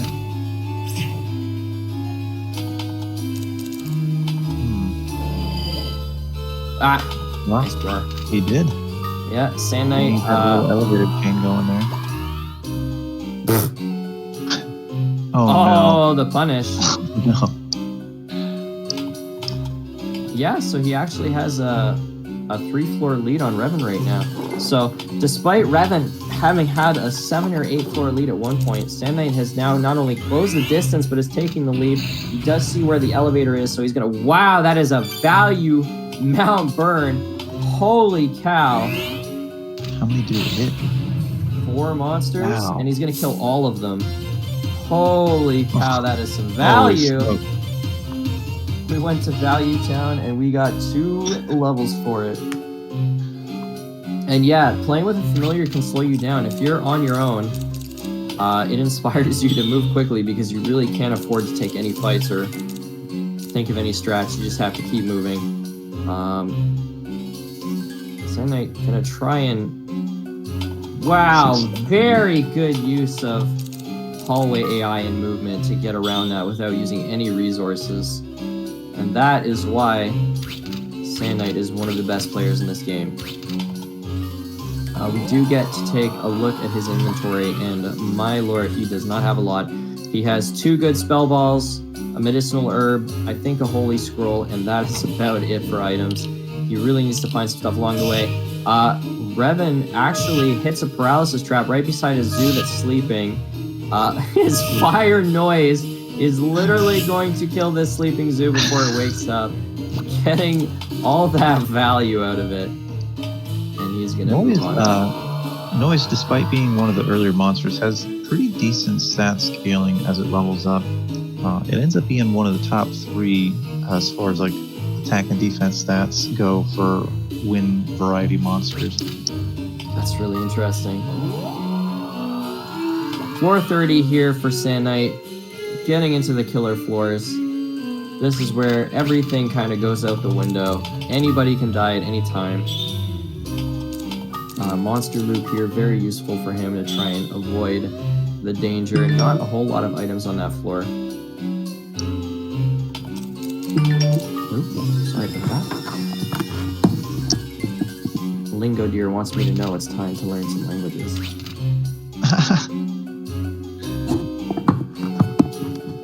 Ooh, this is a nasty spot for SandKnight.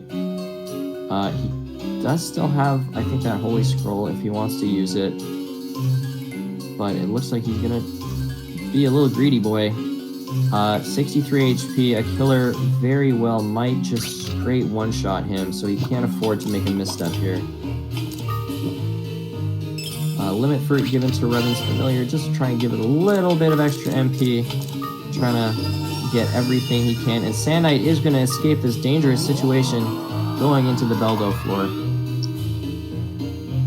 And yeah, our fiery boy on Reven's side is doing work for a monster that I'm sure both of these runners thought was a total joke and not useful. It has been doing a ton to keep Reven in this game. And Shy confirms that Killer will absolutely one-shot SandKnight, even without their famous crits.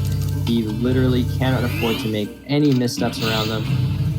Reven trying to see if he can mount burn this Killer to dissuade it from coming this way, but the Killer says, nah, good. I'm good. He's counting on that leather shield. Yeah. Pick up this and probably boomerang that Killer. Absolutely. Good move, SandKnight. Ice Rock here against this Killer, and we get to see how strong it is. 49 damage. New spell ball for SandKnight, and still not a fireball. Fire doesn't exist. He is going to check this crystal. It is not a water crystal or a fire crystal, so he doesn't care. And he continues to move on up. Oh, another magic ball. What is it? Acid Rain. Wow. Very big pickup for Reven here. Probably going to save his life at some point down the line. Starglass and SandKnight will make a quick run to this elevator. Very close by. There's a Killer in the way, but it shouldn't be a problem. Gonna check and see if that's a cure-all. It's a wake-up. Not gonna be useful. He's gonna drop it and move on. Floor 33, 7 floors left to go with 19 minutes left on the clock. SandKnight could very, very potentially make this a floor 40 run, as can Reven. Another Mazar seed on their side. There's been a whole lot of those this round. I think he's gonna start eating them. No reason not to. And he should just barely be able to survive a Killer hit now. Unless it crits. Ooh, dragons in that room with the elevator. I think he's gonna sleep this and then walk on past.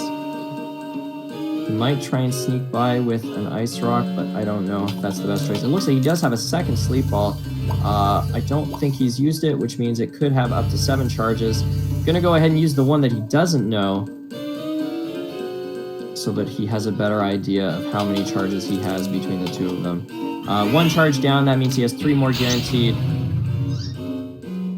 And Reven does use Mount Burn to try and boomerang this Killer, but it doesn't work. And an elevator train here for SandKnight. He is clearing floors very, very quickly.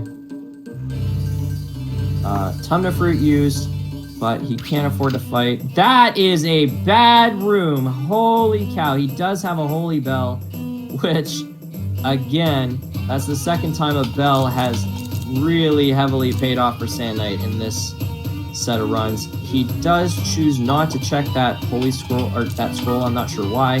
Could have been a Holy Scroll, but looks like he doesn't believe he needs it. He does see where the elevator is. Peter Fruit. Oh, that means he can bring his snowman back. That's actually so good. I forgot that it was still alive. So SandKnight is in a great position to take this now. He can also go to the casino. Paralysis trap. Oh god, is he gonna die to a barong? Oh, this is so bad. He might die to a barong. Of all the things in the game that can kill you. He's definitely going to the casino now. He's not gonna throw away this chance to... Oh, he's not. Wow, okay. I thought he would just exhaust the MP and look for like a restore scroll. He might still... Okay, he is. He just wants to play it 100% safe. Chai wants to know if we can switch to SandKnight's audio since he's in the lead. Yes, we can. Give me a quick second. I will set that up. Get into the spooky music. Decurse scroll. Is he gonna check the sword? Check it for the memes. Trap loop. Doesn't check the sword, unfortunately. Definitely gonna use that trap loop though. He does still know where the elevator is if he hasn't gotten turned around. So he should have a pretty easy walk. Really unfortunate that he... Ooh, egg. He wants that egg. He really wants that egg. Sleep. That's 2 charges. He only has 2 more guaranteed on that sleep orb. He's probably gonna have to to give up on this egg. I don't think he's gonna get it. Oh, he's so greedy, and he does get it. It pays off. He knows the elevator's in the next room. And SandKnight moving up on to floor 37. He actually has the option to hatch that egg if he wants to. I don't think he will. I think he's gonna save it for an egg bomb and hope for the best. He does get a good look at the floor. He knows roughly where it's not. Should be pretty easy to find the elevator. But it could be a huge room. And without reliable fireballs, you might have to rely on that egg.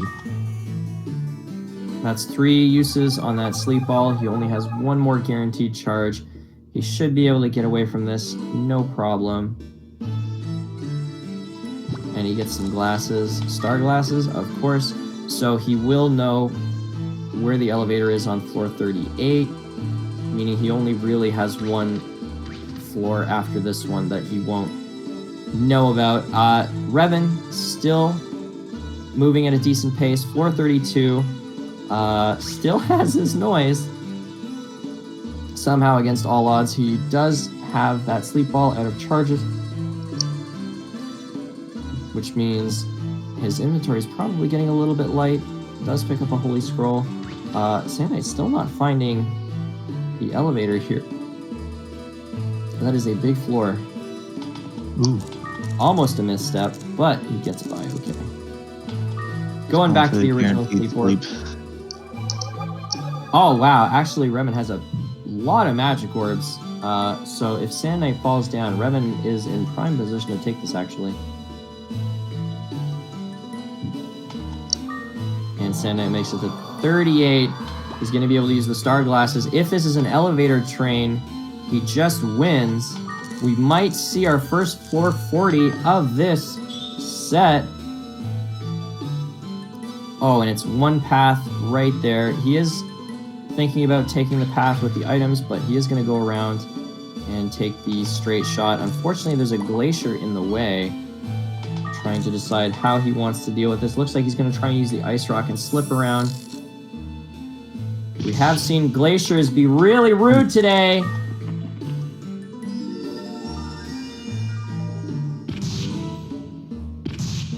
And he's okay. So we're not seeing a repeat of last game where Reven unfortunately paid the price to some angry glaciers. 1 floor left for SandKnight. 40 is absolutely on the table. If this is an elevator train, it's over. That's a nasty room to spawn in, but it looks like he is going to get away. He's still... Oh, he's going to get curled away. Take the Glacier Express all the way across the map. Here we go. And this could pay off. It doesn't, unfortunately. He's still away from monsters. Not... Oh, good confused. This is so risky. This is so... Yeah, just go the other way. Oh, that's so unlucky! Sorry? I've seen them crit for 70. Yeah, so he's got to be really careful. Still no oh man, this is so stressful for SandKnight. He does still have a decent amount of items in his pocket, but there is quite a decent amount of density on this floor. Red just hit 35. Ooh, and there it is, that really dangerous room. He doesn't have that Holy Bell. He does have the Acid Rain, but it's not guaranteed to kill anything. It kills the dragon and nothing else. This is actually probably it for Reven. I don't know that he gets away from this. He can Ice Rock and then Poison. But this is tight. Like golems. Ooh. Ooh, this is so dangerous. He can bind here, walk around, and go, but that other golem is going to be in the way. He has to give up the item. He's in a bad position where if both golems charge, he could be dead here. There's one charge. And there is floor 40 for SandKnight. He does it. Oh. And Reven is down at the same time. Goes What a to race. Let's go ahead and inform our runners.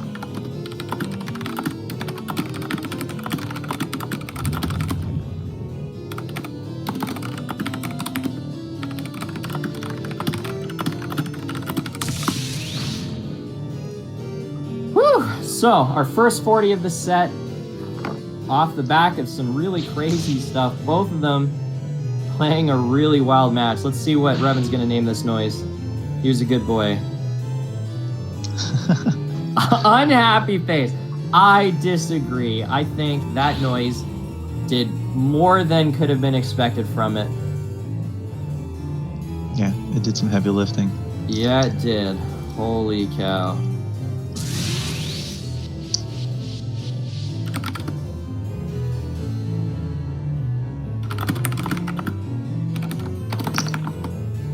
What floor did Reven die? Was it 33 or 34?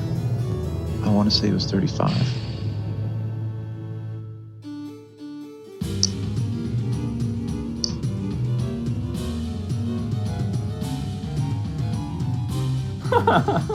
Reven's saying, petition to never let Dreamy make the seeds ever again. People do not seem to enjoy my seeds, and that is totally fair. These are definitely some struggle seeds. So we'll try and get these. Runners set up for game 3. We are going to a game 3 to try and decide. It looks like I did call it. It's going to be 2-1, one way or the other. It's just yet to be seen on who is going to take this race. I may have to abandon you for this third round to come in on your own. No worries. It was good having you here for the first 2. Yeah, I'm kind of upset I won't be able to see the conclusion. I may stick around just to see which starters they get. Alrighty. Let's go ahead and check the seed for them.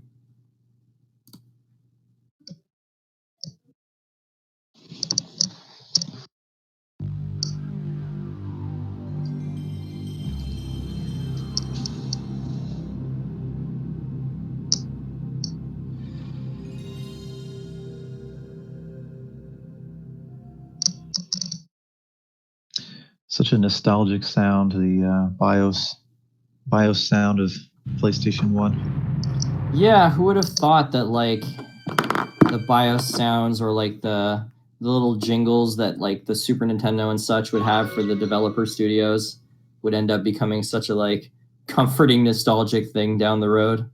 Iconic. Everybody in chat, let me know what your favorite developer sound was. There's definitely plenty of memes of the GameCube startup. Absolutely. One of our runners is going to take a quick be right back, and I think I will do the same. Oh, well, I guess that's a good time to for me to bow out as well. Good luck to the runners.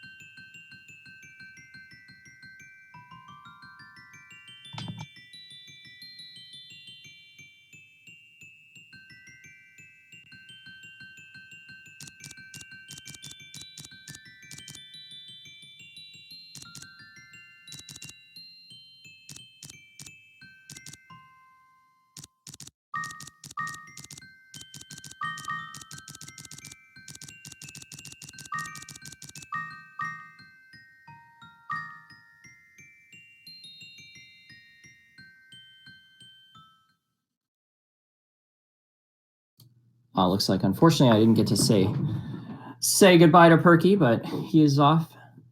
Thank you, Perky, wherever you are, for co-casting with me as we get set up for the third round. Let's hope it's going to be another exciting one.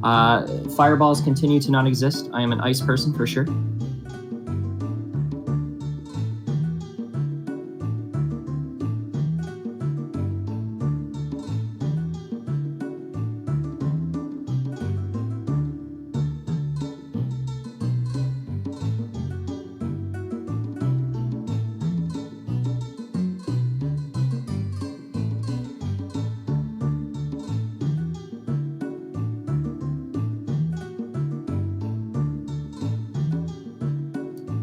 Our runners should be off at any minute now for game 3.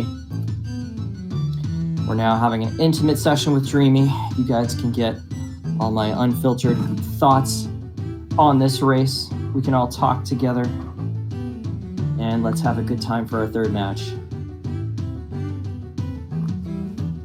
So let's see if my third seed is going to be another famine seed, or if this is going to be like the God seed where they get everything. Let's take a look at what our first monster is going to be.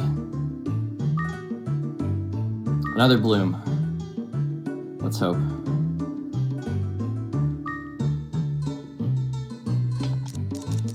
Batnell is our first monster, so it looks like this is probably not going to be a famine seed.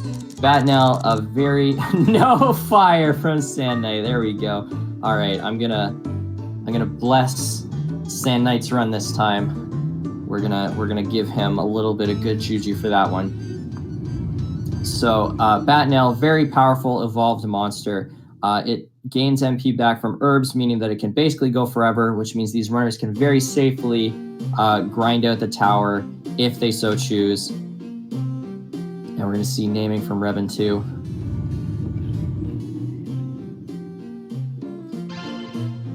My boy. Ice Shield, Blinder Ball, Rainbow Egg, and a Scarlet Wand. Scarlet Wand to go with their water monster. We're going to see what this other egg is. Maybe it's going to be something crazy like a Garuda, and we'll have to see some very tough decisions here. All right, what is it? Kid! So that is actually a tough choice here. Do you go with the Scarlet Wand and the Kid, or do you stick with the Batnell? That's a real tough choice, honestly. Maybe you decide to fuse them. I really don't know what they're going to pick. Looks like SandKnight is making the choice to go with the Kid. He's going to play on that Scarlet Wand. He's listening to what the tower is telling him, and he's going to go with fire. Despite having said he wouldn't do fire, SandKnight is taking the fire path, as is Reven. Neither of them choosing to play with the Batnell here. I'm actually very shocked. Batnell will have significantly better growth, and it also has the same benefit that Kid does of having unlimited MP. So I'm super surprised that neither of them decided to play with the evolved monster. Kid is very much, for its first 20 levels or so, very similar to the vanilla starting familiar. It has similar growth, similar HP, a similar direct spell. The only difference is that it has a way to recover its own MP, and it does not have the unbrainwashable trait. So by choosing to play with Kid over the Batnell, they are choosing to play a very, very vanilla game, which is shocking to me. Chai and chat bring up a good point that you can lift the Kid, which you cannot with the Batnell, but maybe I'm in the minority. I probably would have played with the Batnell, but we'll have to see how this plays out. Maybe our runners will get rewarded, maybe they'll get punished. We will have to wait and see. Batnell is Reven's favorite monster, and he still betrayed it. Still betrayed it for the Kid. We're getting the lore here. Let me know in chat how you guys feel. What would you pick? Would you play with the Kid? Would you play with the Batnell? I'm curious. Am I in the minority here? Septic Tank says he would betray Golem for almost anything. That is shocking. I would probably play with a Golem.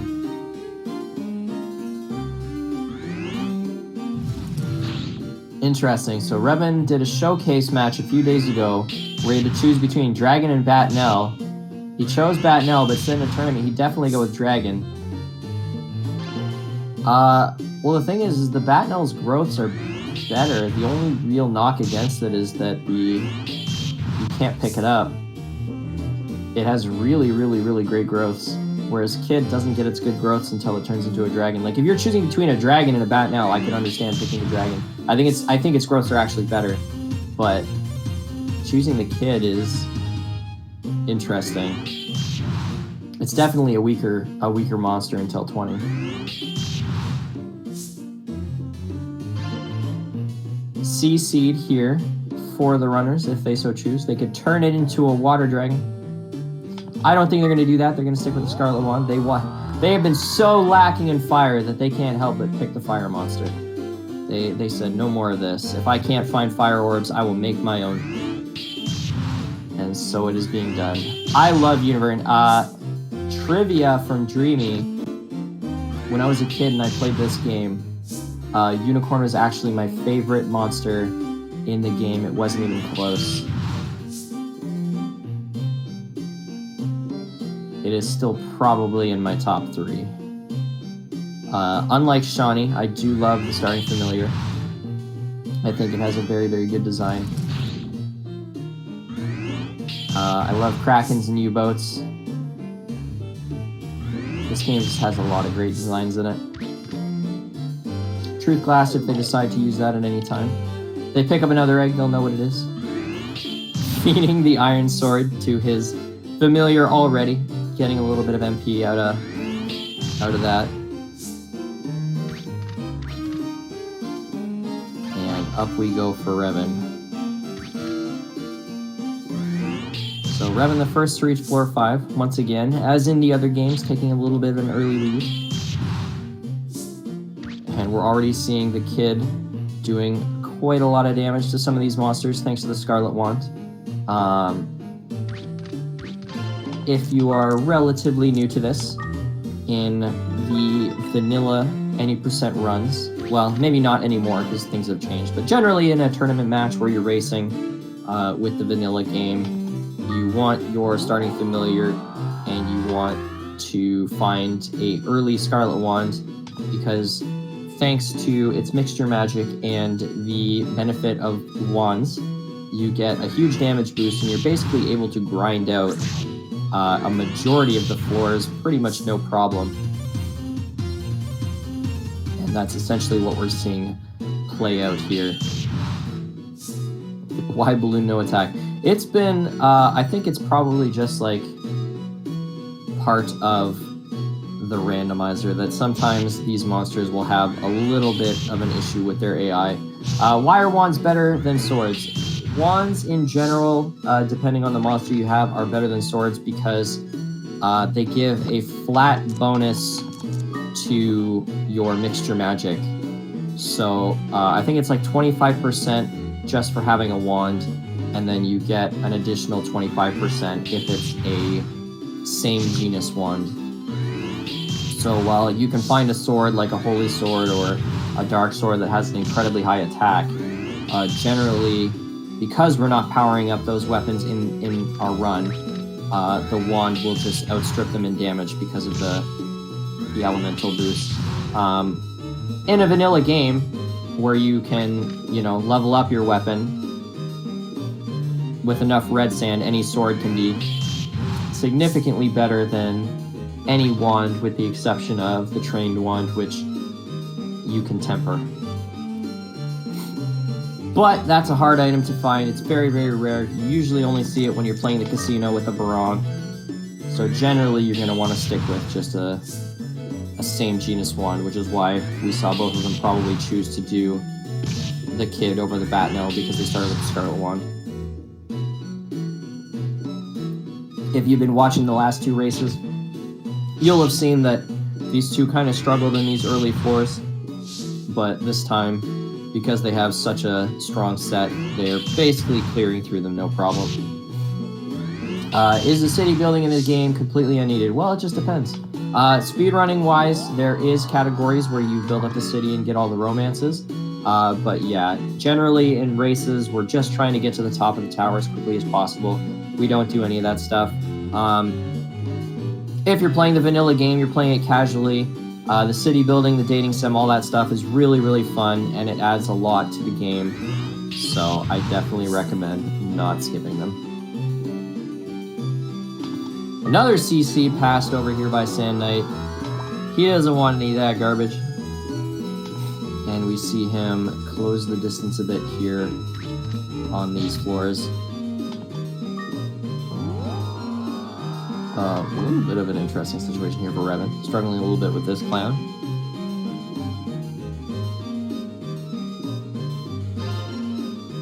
And we are already seeing them get some decent items. Nothing too spectacular yet, but hopefully a sign of what's to come.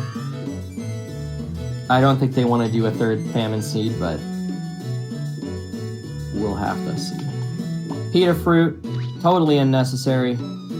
Neither of their familiars need a pita fruit. And we see Reven beat up a U-boat.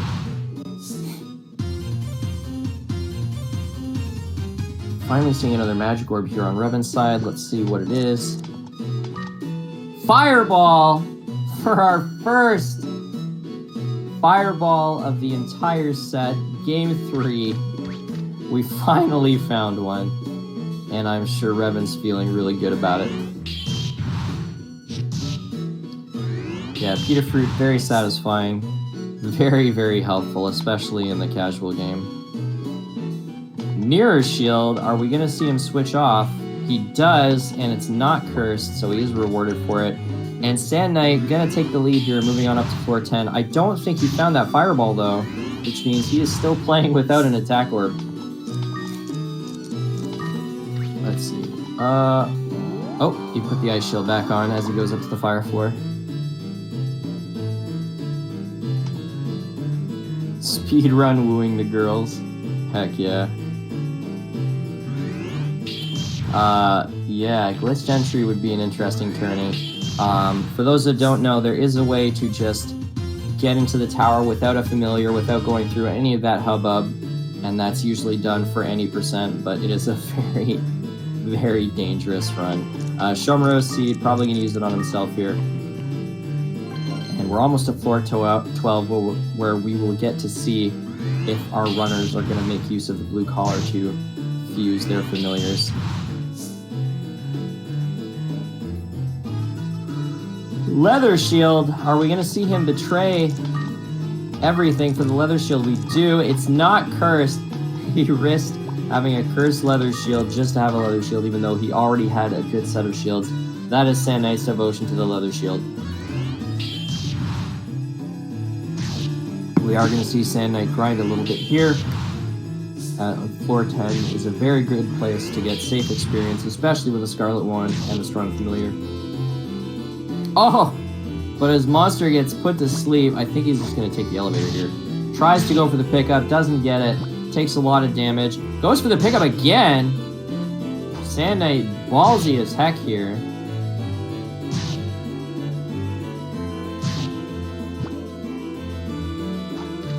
And he is going to safely navigate this situation. Just throwing away all these monsters. Probably going to take a little bit of time here, recover some HP. After taking that big hit. And he is just going to go up instead of dealing with this. He's decided that he's wasted enough time. We do get to see Reven's inventory. Lots of herbs, lots of pitas, all kinds of stuff that he doesn't need. But he's got a pretty good inventory. Still has that fire orb. And yeah, shout out to Chocobo's Dungeon. Another really, really great mystery dungeon style game. If you've never played it, absolutely give that a look. And we we are seeing SandKnight take a little bit of a lead, bucking the trend from the other two games. He does get put to sleep. This is actually really dangerous here. We might have a very short game 3. Kid takes out that Dreamin'. This is it. One more hit. Oh, and he wakes up with one hit on him. Holy cow. I think he has to go for the malicious here. He's going to go with the medicinal herb. He's going to tank the hit. That water shield is paying itself off. Saved his life. Absolutely saved his life. Wow, and he gets the bad roll on the malicious scroll. So SandKnight going from a commanding position to not a good one at all. He does bring out the bat now. He can straight up heal himself with it if he chooses. Oh! Wow! So he rolls the dice on the malicious orb again, and he once again takes the hit. This is not going well for SandKnight. He only has one hit left on him. He's rolling the dice here really, really, really hard. Trying to see if his Batonella can take this Griffin. It absolutely cannot. SandKnight failing 2 1-8s. Gonna get healed by his familiar. Batonella using the AI to cheat, thankfully. Normally you couldn't heal from that, but it does its own thing.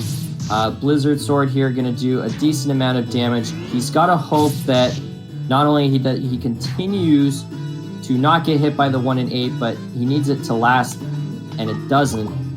I think it's still 2 more hits, which means he doesn't have enough HP. He can heal himself. Oh, and he fails the 1-8, but he lives with 1 HP. Holy cow, SandKnight is so lucky here. Well, also unlucky, but holy cow. That is really wild. Heals himself up this time again. A really, really just bonkers set of circumstances there. Batonella already showing how crazy its growths are. Gains a couple levels, and it's already enough that it can take on the monsters on these floors with Mixture Magic. Reven, meanwhile, still with the kid. So now we get kind of what I wanted in the first place. We're going to see people using Batonella against a kid. We're going to have to see which one is better. But my lord, what a mix of good and bad luck at absolutely the same time. SandKnight saved by the water shield and the tower's low rolls. Holy cow, I thought he was dead for sure. And yeah, I probably would have used the Batonella from the start. Blue collar here for Reven. He's retaken the lead just by a little bit.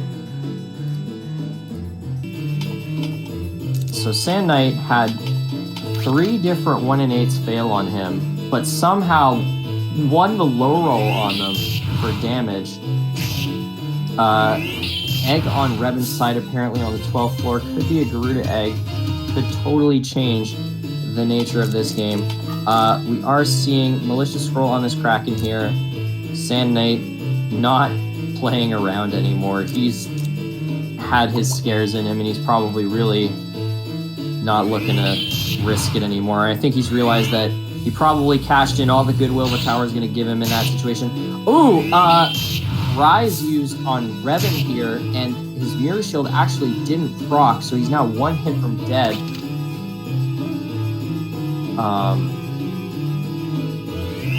We might see this turn around really quickly. Reven was in a really good spot, but it's getting a little bit dicey, whereas SandKnight's kind of hitting the stride with this Batonella. Already doing more damage than he was with the Scarlet Wand and the Kid.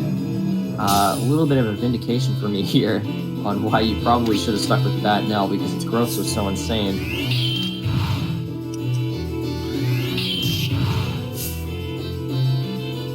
And it looks like Reven has managed to stabilize the situation.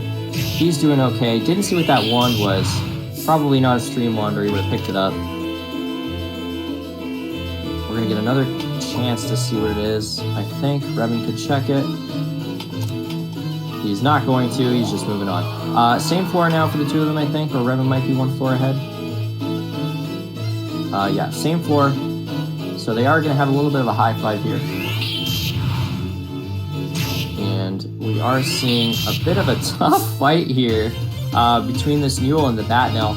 SandKnight just doesn't have the damage that he needs to kill this thing before it heals, which probably wouldn't be a problem, except there's a Kraken in the room, and his Batnell now needs to heal itself.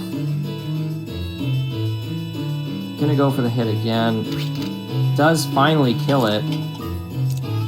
Needs that experience pretty badly. Crack Trap actually saving him from that Kraken. He does want that orb. I think he's probably going to use a blind charge to check that orb. Ooh, he's going to have to eat the hit here, I think. Trying to decide how he wants to do this.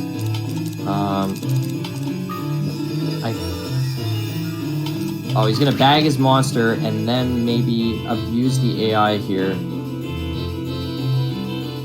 He's going to try to get it. Yeah. I think he just... Oh, he's going to move on. He's not even going to go for the blind. He's just going to circle around, maybe. I feel like you don't give up that magic orb. Unless you absolutely have to. Meanwhile, Reven's still grinding away, no problem. He freed his kid. He's like, no more kid. Get out of here. Doesn't go back for the magic orb. He's just moving on. And they are going to have a little bit of a high five again here on floor 14. Keeping it neck and neck despite their totally different strats now. Definitely a very exciting third race. Not going to be easy for either of them. Reven coming across a Kraken here. You have to see how he wants to handle it. Looks like he's going to go for the blind. Doesn't want none of that. Krakens are really dangerous and nasty. And we're going to see the same thing on SandKnight's side. Definitely more magic and more safety in these seeds, in this third seed than the other two. Ooh, he's going to see if he can kill it. And he's like, nah, not worth it. Didn't see what that scroll was, but he's got plenty of things that he can swap up. Drops the CC, malicious scroll. He's gonna have to hope it gives him a better situation than the one that SandKnight used did, because holy cow, that didn't go well for him.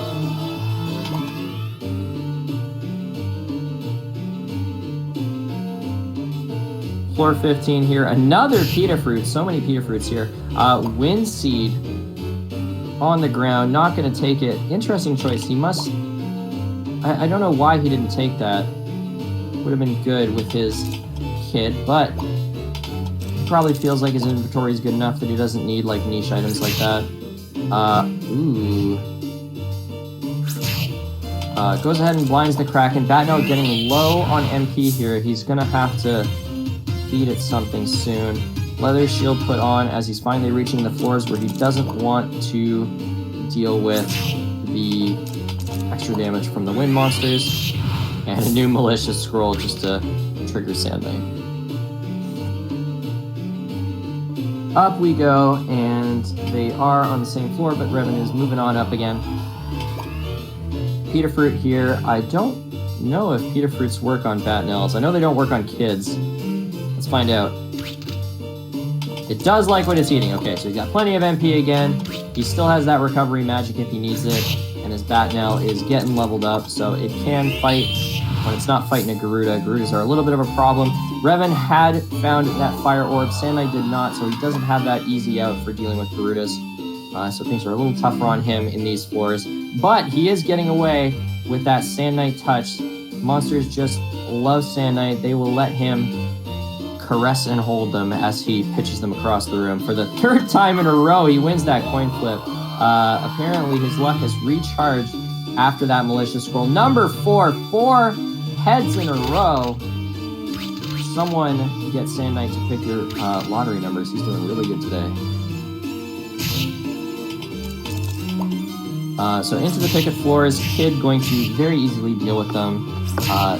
Absolutely no problem. Good way to gain some experience. Reven leading in level a bit and leading in floor a bit. And SandKnight should have pretty much figured out where that elevator is.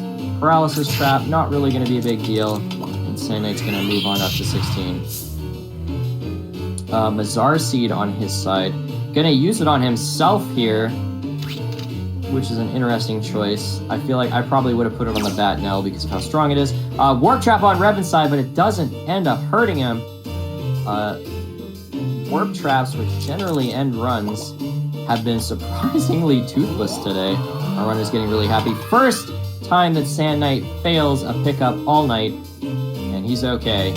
Gonna move on up to floor 17. No casino for him. He's just gonna keep moving. Is this a SandKnight seed? No, these are Dreamy Seeds, which apparently are way meaner. And yeah, that's the second time that Reven in this set has landed on a Warp Trap and just been put in the same room. Whatever he sacrificed to the Warp Trap gods, he needs to let other people know, because boy, that's a really useful skill. A little bit of free experience here for SandKnight as he moves on up to floor 18. And we are into the Arachne stages, which is not where you want to be, but Reven's going to try and use the AI-1 here to fight, it looks like. Wow, SandKnight is sitting on every single loop ever, and he replaces the one he just used with a new one. Holy cow.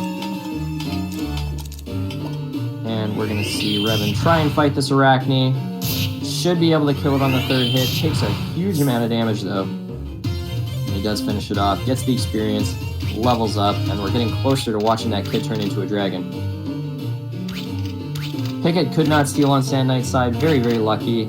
A little bit tougher for him to deal with than it is for Reven. Once again, gets away from the steal and fights a third Picket, so we're going to have to see if he decides to fight. No, he goes for the pickup, gonna just pitch it away at some point, trying to decide which direction he wants to go in.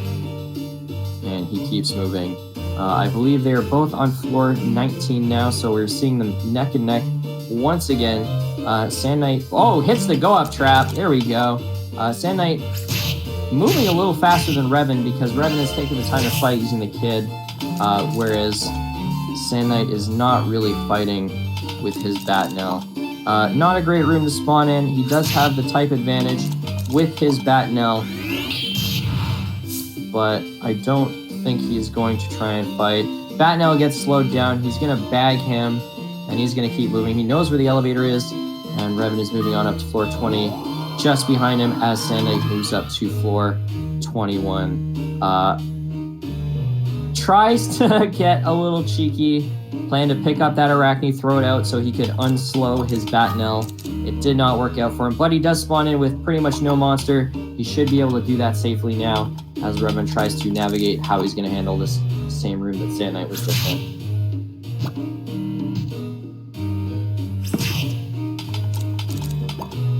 Yeah. Lead trading back and forth.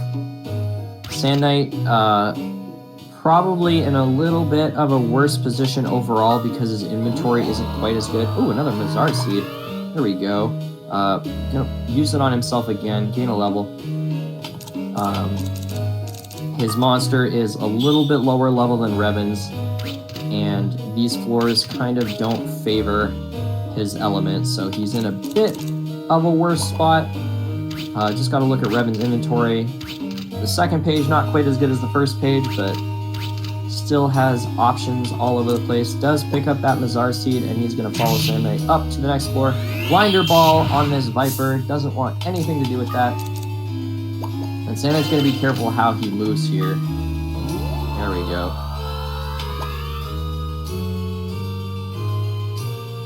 And yes, Kid is really good. So is Batnel. Both really great monsters. Can't fault either of these runners for picking what they have. Both of them are great choices. It's just a matter of what you prefer to work with. SandKnight throwing that unicorn away. He's going to have to be a little bit careful and not spook these. Oh, Reven casted Breath, but he missed there. I think the unicorn moved at the last second. SandKnight going for the 50-50. He does fail it this time, twice in a row. He might get blinded for this. He does not. He's okay. Excuse me. gonna go ahead and throw that away on the third try. Did not give up on it. And he's gonna take out this poor Palumpa, who is in the wrong place at the wrong time. Reven, meanwhile, having a little bit of an easier time. A lot of wind monsters on these floors. So his kid is going to eat them up pretty easily. Paralysis trap and a blind. Oh, this is nasty. Oh, he does. He's paralyzed and blind. He has no way to fight back here. He does know where that unicorn is. He still has the fireball. He's definitely... Oh, he needs a flame ball as well. He's going to go ahead and use this right away. Kill that. He's got to hope that there's nothing left. Oh, he has the roam. So many herbs. It is good that he had those because there was a block coming his way. SandKnight has his bat now sniped again on the failed 1 and 8. No luck with these malicious scrolls. Oh my god, it happened again! Holy cow. 2 1 and 8s failed, one after the other. SandKnight is not having a good time with malicious scrolls. Normally a very reliable item to use. It is not paying off for SandKnight in the slightest. SandKnight says, screw you, Batnell. Get out of here. I'm never using you ever again. And he frees up that inventory space. He has almost nothing in items. He's in a really, really tough spot here. But we have seen SandKnight make his way out of worse. So he's going to go ahead and check that second blinder ball with that truth glass. And we'll have to see if it's anything good. Blinder ball 5. He has 7 blinder ball charges, and then he is basically gassed on items, which is not a good position. It's going to be really hard here for SandKnight. If he picks up a restore scroll, he's probably going to feel really, really bad. So let's all pray that he doesn't find a restore scroll. How'd they end up with different monsters? At the start of this match, they got a Batnell and a Kid. They both decided to use the Kid at the start, but unfortunately, through some extremely bad luck, SandKnight lost his Kid early on and switched over to the Batnell, and that is why they're using different monsters. An egg here for SandKnight, which is absolutely what he's looking for. If that's like a block or something, it could absolutely change this game for him. He is going to have to be really careful about how he handles this. He needs that block to not come this way, and it does. I don't know if he's going to double blind here. Oh, this is nasty. Can you get away from this? He is going to go for the double blind. He wants that egg. I agree. I think you need this egg to stay in this. Oops, that's not where you want to go. Takes a big hit from the zoo. He is going to get this egg. Warp trap there if he wants to risk it on the biscuit. Going to take the experience, and he is going to take the Warp Train Express right onto the elevator. And I think we're going to see him go for the hatch here. Has Exceed, will increase his attack. And yeah, he freed his Kid and his Batnell. He has no options if he finds the Restore Scroll. Reven also finding this egg. And SandKnight does have a Truth Glass if he wants to try and check what that egg is. I think we're going to see him use it right now. Proven me a liar, I guess. Does find the elevator right away. He does have a slight lead in this, but Reven's inventory is really, really, really stacked right now. And his Familiar and Wand is good for these set of floors. He's in a really good position. And SandKnight is in a really tough one.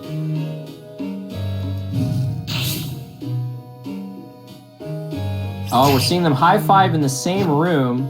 Where did his Kid go? Did he get a Warp Trap, or did he lose it?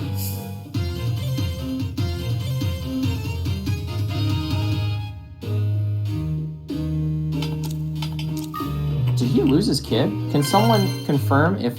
No, Reven... Okay, he bagged it. We're good. He's confused.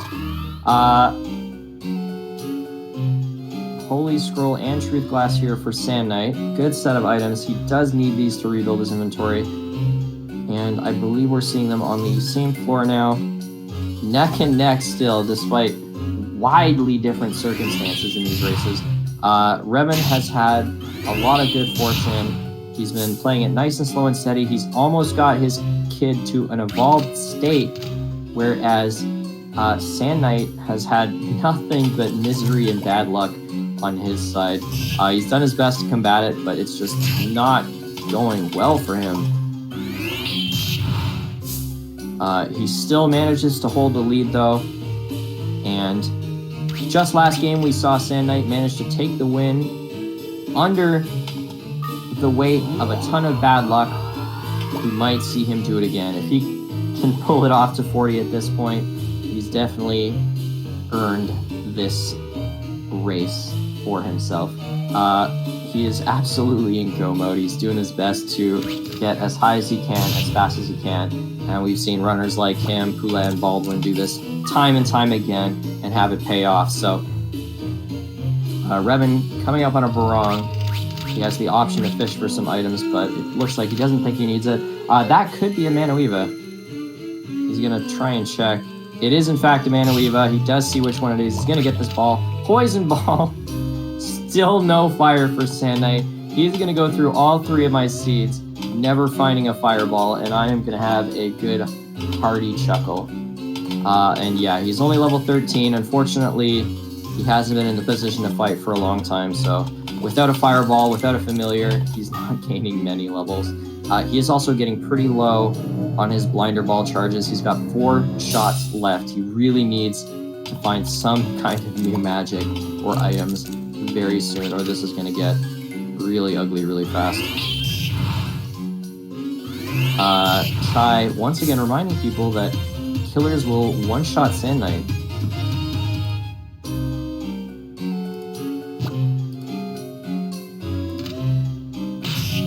Floor 30 opens with a Manoeva. Just gonna go ahead and egg bomb it. Arachne! Oh, that feels so bad! Oh no! Oh, if he had used the truth glass, he would have seen that it was an Arachne egg. He could have hatched it, and he would have had a strong monster that he could AI 1 with and potentially get back into this. But unfortunately, thrown away just to kill that Manoeva. A little bit of a missed opportunity there for SandKnight, but it does keep him in the game. I don't think he's going to feel too bad about it. Big pita fruit, very rare item, but he doesn't have anything to use it with. On the flip side, the inventory could not be any different. Reven filled with items, many eggs, many balls. He is stacked up to the point where he's starting to have to throw items away. 2 killers in this room. Ooh, be careful, SandKnight. Stepped over that scroll, didn't get a chance to see what it was. If SandKnight makes a mistake here, he is dead. That is an ugly room. I think I would holy scroll here just for safety, but SandKnight is a risky boy. He is putting everything on the line here. Checking his inventory one more time to make sure that he has options in case something happens, but I'm not sure that he realizes that he can't actually take a hit here. Maybe he does, and he's just very confident in his movement skills. Oh, the killer wakes up. He absolutely has to holy scroll here. There's no getting around it. Oh, rust trap. That is the best possible trap. And now he has to run. Oh, 54 damage. Immediately kills his new friend, and now he's gonna have to he's gonna go for the blind. He also could probably have gone for the poison. The poison would have outlasted both of their HP, and it actually would have hit them both, but I don't think he thinks he needs it. He's just gonna let them duke it out, get their anger and frustration out.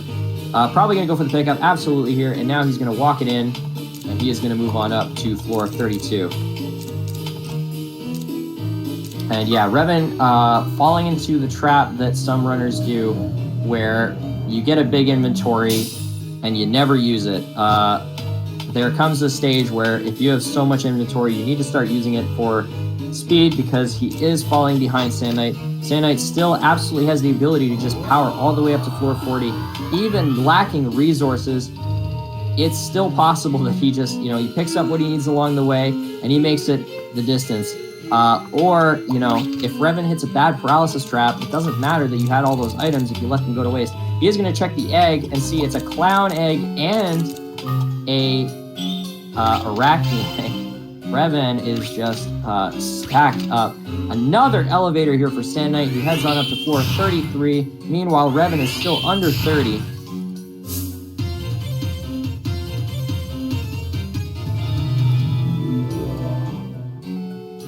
And there we go. The dragon comes out from that kid. He has evolved his familiar. He did it. He brought that familiar up from the ground. Started at the bottom. Now we're here. The final blinder charge here for SandKnight. That is the last of it. All he has left now is to potentially cheese the next one with a poison shot. But if he does not pick up a new ball, that is basically the end of it. And that is exactly what he is going to do. He's going to poison these monsters. He's going to get 2 of them with it. The value. So now he has to let them drag all the way down to 1 HP, which will take a little bit of time, but it will give him the experience he needs to escape his one-shot fate. That glacier actually turned around for some reason while blind, which is really unfortunate for SandKnight here. SandKnight really needs to snipe these two. Oh, the glacier snipes the dragon and says no experience for you. That was very rude of him. And there it is. He gets the kill on the Tyrant. He's now outside of one-shot range, short of a crit. So that is going to feel really good, showing why Poison Ball is maybe the most underrated ball in this game. Mayhel Seed, very useful, and he heads on up to floor 32. Reven finally on floor 30, still grinding away with his dragon, still conserving resources a little bit too much. That is a bad room. That is a very, very bad room. We might actually see the end of SandKnight here. He is going to use this Mayhel Seed that he just picked up just in time to save him from that horrible fate. Meanwhile, Reven in a bit of a bad spot as well, but he should be able to tank this hit and then probably just... Oh, he holy scrolled the Naplus. Okay. Interesting. He's okay. He's all good. And there it is. He's going to move on up to floor 30. Oh, he's going to finish off the Naplus first. Rude. Killing his new friend. He says, I don't care about what you've done for me. And there it is. He moves on up to floor 31. Oh, only 29. Sorry. I am way behind. Whew. SandKnight actually with a pretty solid lead right now then. 5-floor lead. There's the Manoiva. See if Reven realizes that it is. And he guesses right. SandKnight had cleverly moved so that he could check both balls. Reven actually only checking one. Immediately throws away the poison ball. He says, I don't need this. Probably true. So we do see SandKnight once again in a bad spot. Poison Orb is not going to save him this time. He can't pick up any of these golems, which means he's going to have to rely on taking a hit. And I don't think that he can. I think this is game. For SandKnight, I think he is going to have to really... Oh, that's a small floor. That is so unlucky. That means that with no resources, he's basically not getting off of this floor. And he has resigned himself to his fate. Takes one hit. He's not going to be able to tank another, and that is it. SandKnight is down on floor 34. This race is not over, though. That means Reven has to get to floor 35 to beat SandKnight. He is definitely looking good here. He has all of the resources he needs in the world to clear these floors. He's got a very, very strong familiar. He has a ton of magic. He has a ton of, emergency items. He just needs to make use of them and not play it bad. I think he just released the Batmill at this point. He's been struggling to... Oh, that's the kind of thing that'll cost you the game. Reven, unfortunately, makes a misstep and takes a hit from that killer. 72 damage. Huge hit. He's down to 1 hit now. Tries using breath on it. It doesn't do just about anything. If Reven makes any misstep at all here, that is the end of this run for him. Gonna go ahead and use a fireball. He's got to hope that this one-shots it, and it does. And he is okay. I think he still has a medicinal herb. He can also... Yeah, he's got the medicinal herb. He can pull the bat now and heal himself if he wants to, which is probably why he hasn't released his familiar. Big Peter Fruit, totally useless. And he moves on up to floor 30. 5 floors left, and then he wins. And we have our Mildo floor. Hamburgers loaded with KFC batter and hot oil. Where did you get KFC batter? Sounds delicious to me. Gonna take out this killer, no problem. He is still kind of rushing into rooms, which is just what put him into a bad position, so he needs to chill out a little bit. He does catch himself before he does it this time. I don't know that you'll one-shot this. He does! 60 damage! Big damage coming out from Reven here. So he can reliably kill killers. And he is now back out of one-shot range from a killer. And he is going to move on up to floor 32. 3 floors left.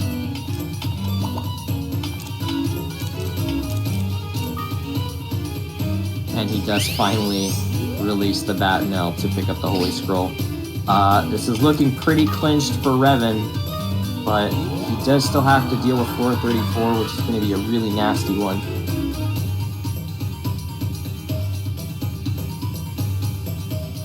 Both monsters sleeping, not too bad here. Going to try and snipe the killer before it wakes up, and it looks like he is going to be able to.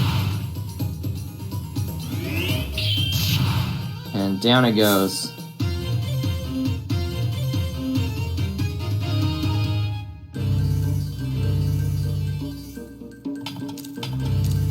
And the Glacier wakes up, gonna go ahead and blind it, finally making use of his resources. Probably feeling behind at this stage, 45 minutes in. He knows that SandKnight hit floor 40 last round, and when your opponent hits floor 40 in a race against you, it really kind of affects your mental state. You start worrying, especially once you get into the last 15 minutes, and the game hasn't been called, that you're just gonna end up losing because your opponent hits 40. He doesn't know that SandKnight is down, and that's probably starting to get to him. Floor 33 here, 2 more floors. Still tons and tons and tons of resources. Still able to reliably kill just about every monster. It's going to take quite a bit to stop him at this point. Looks like we're going to see a big upset in this tournament. Not the first, probably not the last. SandKnight, an extremely powerful veteran runner, about to lose to a newcomer, and it's very clear that all that work that Reven and Chai have been putting in is paying off. Reven very close to toppling one of the very best players, and he's probably feeling pretty good about it.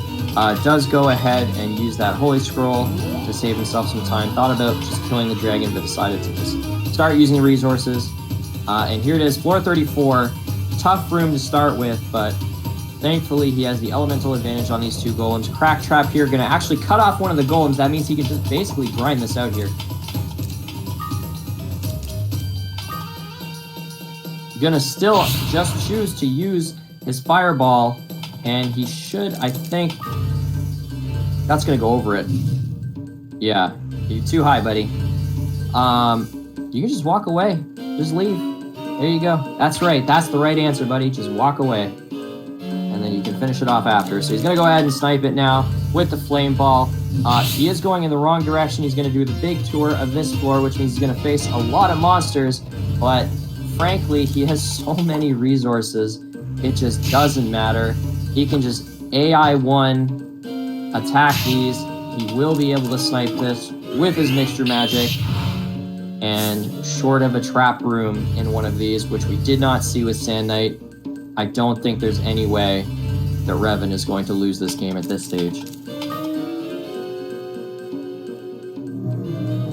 goes ahead and preemptively blinds this Glacier. He's probably just gonna AI1 fight this Tyrant. He's gonna have no problem taking it out. 64 damage, almost one-shotting it. Speaking to the power of an evolved dragon. Scorched Shield picked up. Glacier does wake up, doesn't matter. Another blind ball charge. So many charges being cashed in on this floor because of how dense small floors end up being. 2 Glaciers duking it out, and there it is. He's moving on up, and that is going to be the end of this set. SandKnight losing to the newcomer, and let's see if we can get them in here for an interview.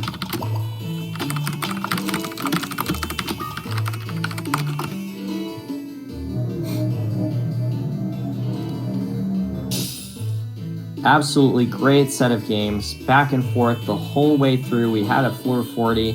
We probably actually have another floor 40 for Reven here. We will go ahead and let him do it.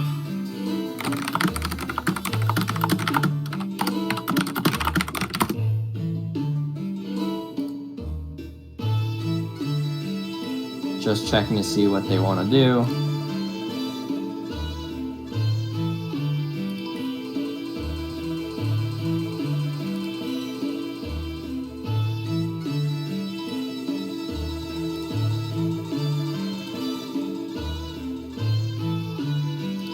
And I will go ahead and shoot them the link to get in here with me.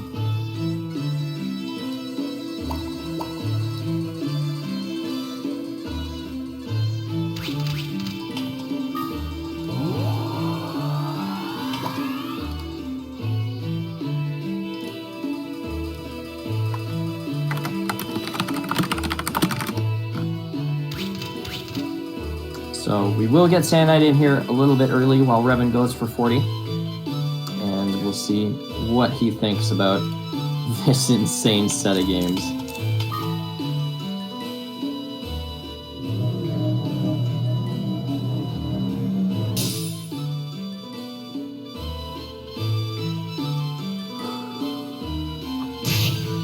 Ooh, that maximum is going to do all the heavy lifting for Reven on this one. There he is. That's all you can do in this kind of set, right? Seriously, I just gave it my all, and Reven beat me fair and square. All I had, I gave during these 3 Cs. Bring me to the brink, but yeah, that's the win deserved. It's really funny, honestly. Game 1 and Game 2 were absolutely famine seeds. You guys both had nothing pretty much the whole way through. It ended up being really close both times. In the Game 1, Reven got a big lead early, and he kind of held it. The second game, he got a big lead, and then you just blew past him and got to 40. And like, he was still struggling in the mid-30s when you were hitting 40. And then in Game 3, you guys could not have had different games. Yeah. So you lost your kid early, and you switched over to the Batnell, and you actually missed a couple fire orbs. Yeah, no fire. And yeah, no fire. And on the flip side, Reven basically spent this entire match just like flush with items because he played it like a little bit slower. Yeah. And yeah, I thought maybe that you would be able to pull off another crazy run to 40 in that third game, but the tower just wasn't having it. It was a really nasty floor 34, and you never managed to find those fire orbs, and that was kind of the difference. Yeah, the fire orb would have made a great difference there, but to be honest, like, we had so many items that I didn't feel like I ever ran out anyway, except that final moment, obviously, but there were so many great stuff that even without a pet, I was always having a solution. As long as you could deal with it, right? But yeah, at the end there was just an end there, and the fact that I missed those fireballs, I guess, was a big difference there. But it's Killer egg. Sorry, what? Killer egg on Reven's side. Ooh. But barring that, it was just like, obviously he just played better, and at the end of the day, he absolutely deserves it. I really tried. I mean, you've seen it. Yeah, it was, dude. You had such a huge deficit in that game too, and somehow, you know, it was like a 7 or 8 floor deficit, and you just, you know, kind of hit go mode at one point, and you blew past them, and then you hit 40. Like, it was a really, really great race. I am a little curious about that third match. You released your bat now. Yes. You weren't worried about like finding like a restore scroll or anything like that? Yeah, exactly. And I had a question asked from the Discord as well about the Arachne egg, where I had through glasses to identify. To be 100% honest, when I lost my second bet in a row and looking at my inventory, I was and knowing, having a good idea that both those matches were actually pretty close. I just, you know, I had inventory to go mode, so it's like I would just be slowed down by a bet anyway. So I don't care what's in the egg. I don't care about the soul scroll. It's just. Yeah, I was curious because it was a pretty ballsy decision to release the Batnell and then also just pitch the Arachne egg without checking it. And you know, it could have been a lot of things. I don't think many of us expected it to be an Arachne, but yeah, it was a moment where I went like, wow, you know, if I had just done that, I probably would feel a little bit bad. So I wasn't sure, you know, what you were thinking and how your mental state was. A little bit bad, yes. As in, my decision was already made when I drew the egg. Like, I don't care, right? But Yeah. obviously, you see an Arachne, you're like, oh, actually, maybe I could have done something with that. But chances were it was going to be bad anyway. And even if it was going to be good, I think it would have slowed me down. And as far as I see, it wasn't far behind from me. So maybe that decision would have slowed me down enough that maybe I would have hit 40. But second, I mean, you make decision in this game. There's randomness. You choose and let fate brings you where it may. Yeah, absolutely. Congratulations, Reven, finishing with a strong floor 40. Thank you. Oh my God, brother. I think it's worth telling you, Reven, that in all 3 of those games, SandKnight never did find a fire orb. Really? Yeah. Never found one. Yep, died to 3 golems, so yeah, that was rough. I'm starting a petition to not let you make seeds anymore. Yeah, it's funny because you guys both had a really miserable time in those first 2 games. Like, you both ran into basically the same problems. You didn't really find any different items between the 2 of you. And then that 3rd game, it was like you could not have played more opposite games. SandKnight had really bad luck early on. He ended up having to switch to the Batnell almost immediately. And then he never found any of those fire orbs. And yeah, he just ended up running out of gas because he didn't have the item base that you did. I was really disappointed that the dragon came up because I wanted the bat now, but it's just not as good as the dragon. Oh, I did use the bat now. Yeah, you'd be surprised. Like, didn't work either. It actually like really put SandKnight in a good position around like the mid game. Like as after he got like a couple levels into it, he was actually like clearing monsters faster than you were. I had intentions of changing my dragon's element. I just couldn't ever find a wand. I was carrying around a paralyzed wand for a little while in an attempt to not have bad compatibility. And it got to the point where I just had so many balls, I figured I wasn't going to be fighting anything anyway. Yeah. We definitely reached a point where we were all like, okay, Reven, it's time to start using some resources. Like, you were juggling so much. It was like, it's time to go, man. Like, you don't need to fight anymore. But yeah. It's hard not to want to kill everything when you have a dragon. Yeah, you know, when you can basically AI 1 and then one-shot everything, it's pretty tempting to just grind it out. And, you know, you did well. You got to 40. You still had 5 minutes to go. You know, it's not like you played bad in any sense of the word. You know, you played very solidly. You got... Oh, yeah, man, the luck in that 3rd game was so different. Like, SandKnight, I think he used several confused scrolls. Yeah. Can we talk about Griffin? Yeah, and he had Griffin. He had 3 1-in-8s fail on him, and then he had another 2 sets of 2 that failed on him. It was totally insane. And 2 of those 5s were crits. Oh my god, it was so That's insane. rough. And the only reason that SandKnight didn't lose early in was because the Griffin low rolled the attack damage against the water shield. It was crazy. Yes. Oh yeah, I threw my ice shield away as soon as I found a mirror in the other shield. My dragon. Oh, the ice shield was the MVP for SandKnight. It saved his fucking life, man. Holy cow. It really did. His run would have been over at that first Griffin with that luck. And then, yeah, like every time he had a confused scroll, it just like went so badly for him. Yeah, like I said, I did try my best, but when you throw a confusion scroll, you kind of need to be like, I need to be able to take one hit. Yeah. And then it goes back to you with a crit. You're like, really? Yeah. Really? Yeah. All right, let's do this. And then, yeah, on the flip side, we talked about it a bit, but Reven, apparently, I don't know what you sacrificed to the warp trap god, but my lord, every time he hit a warp trap, it just put him back in the same room. We actually talked a bit because there was the one that was on the elevator on floor 18, I think, in game 2. And I was really worried that it was going to kill you, SandKnight. But you actually had the familiar belt. Oh, yeah. And it was like, I was like, that's got to feel so good that you hit that warp trap like right on the elevator. And then you have the familiar bell to save you. But yeah, like every time Reven hit a warp trap, it was just like no big deal. I sacrificed my snowman from the second seed on like floor 2 to the warp gods. Yeah, he actually had his snowman lose the fight because the flame casted sled, which did enough damage to win at the fight. Oh no. And I made the rest of the climb with the fire noise. Yeah, that was so wild. It actually ended up like really working out for him in the long term. Like he got so much value out of that noise. I don't think anybody would have thought that you would.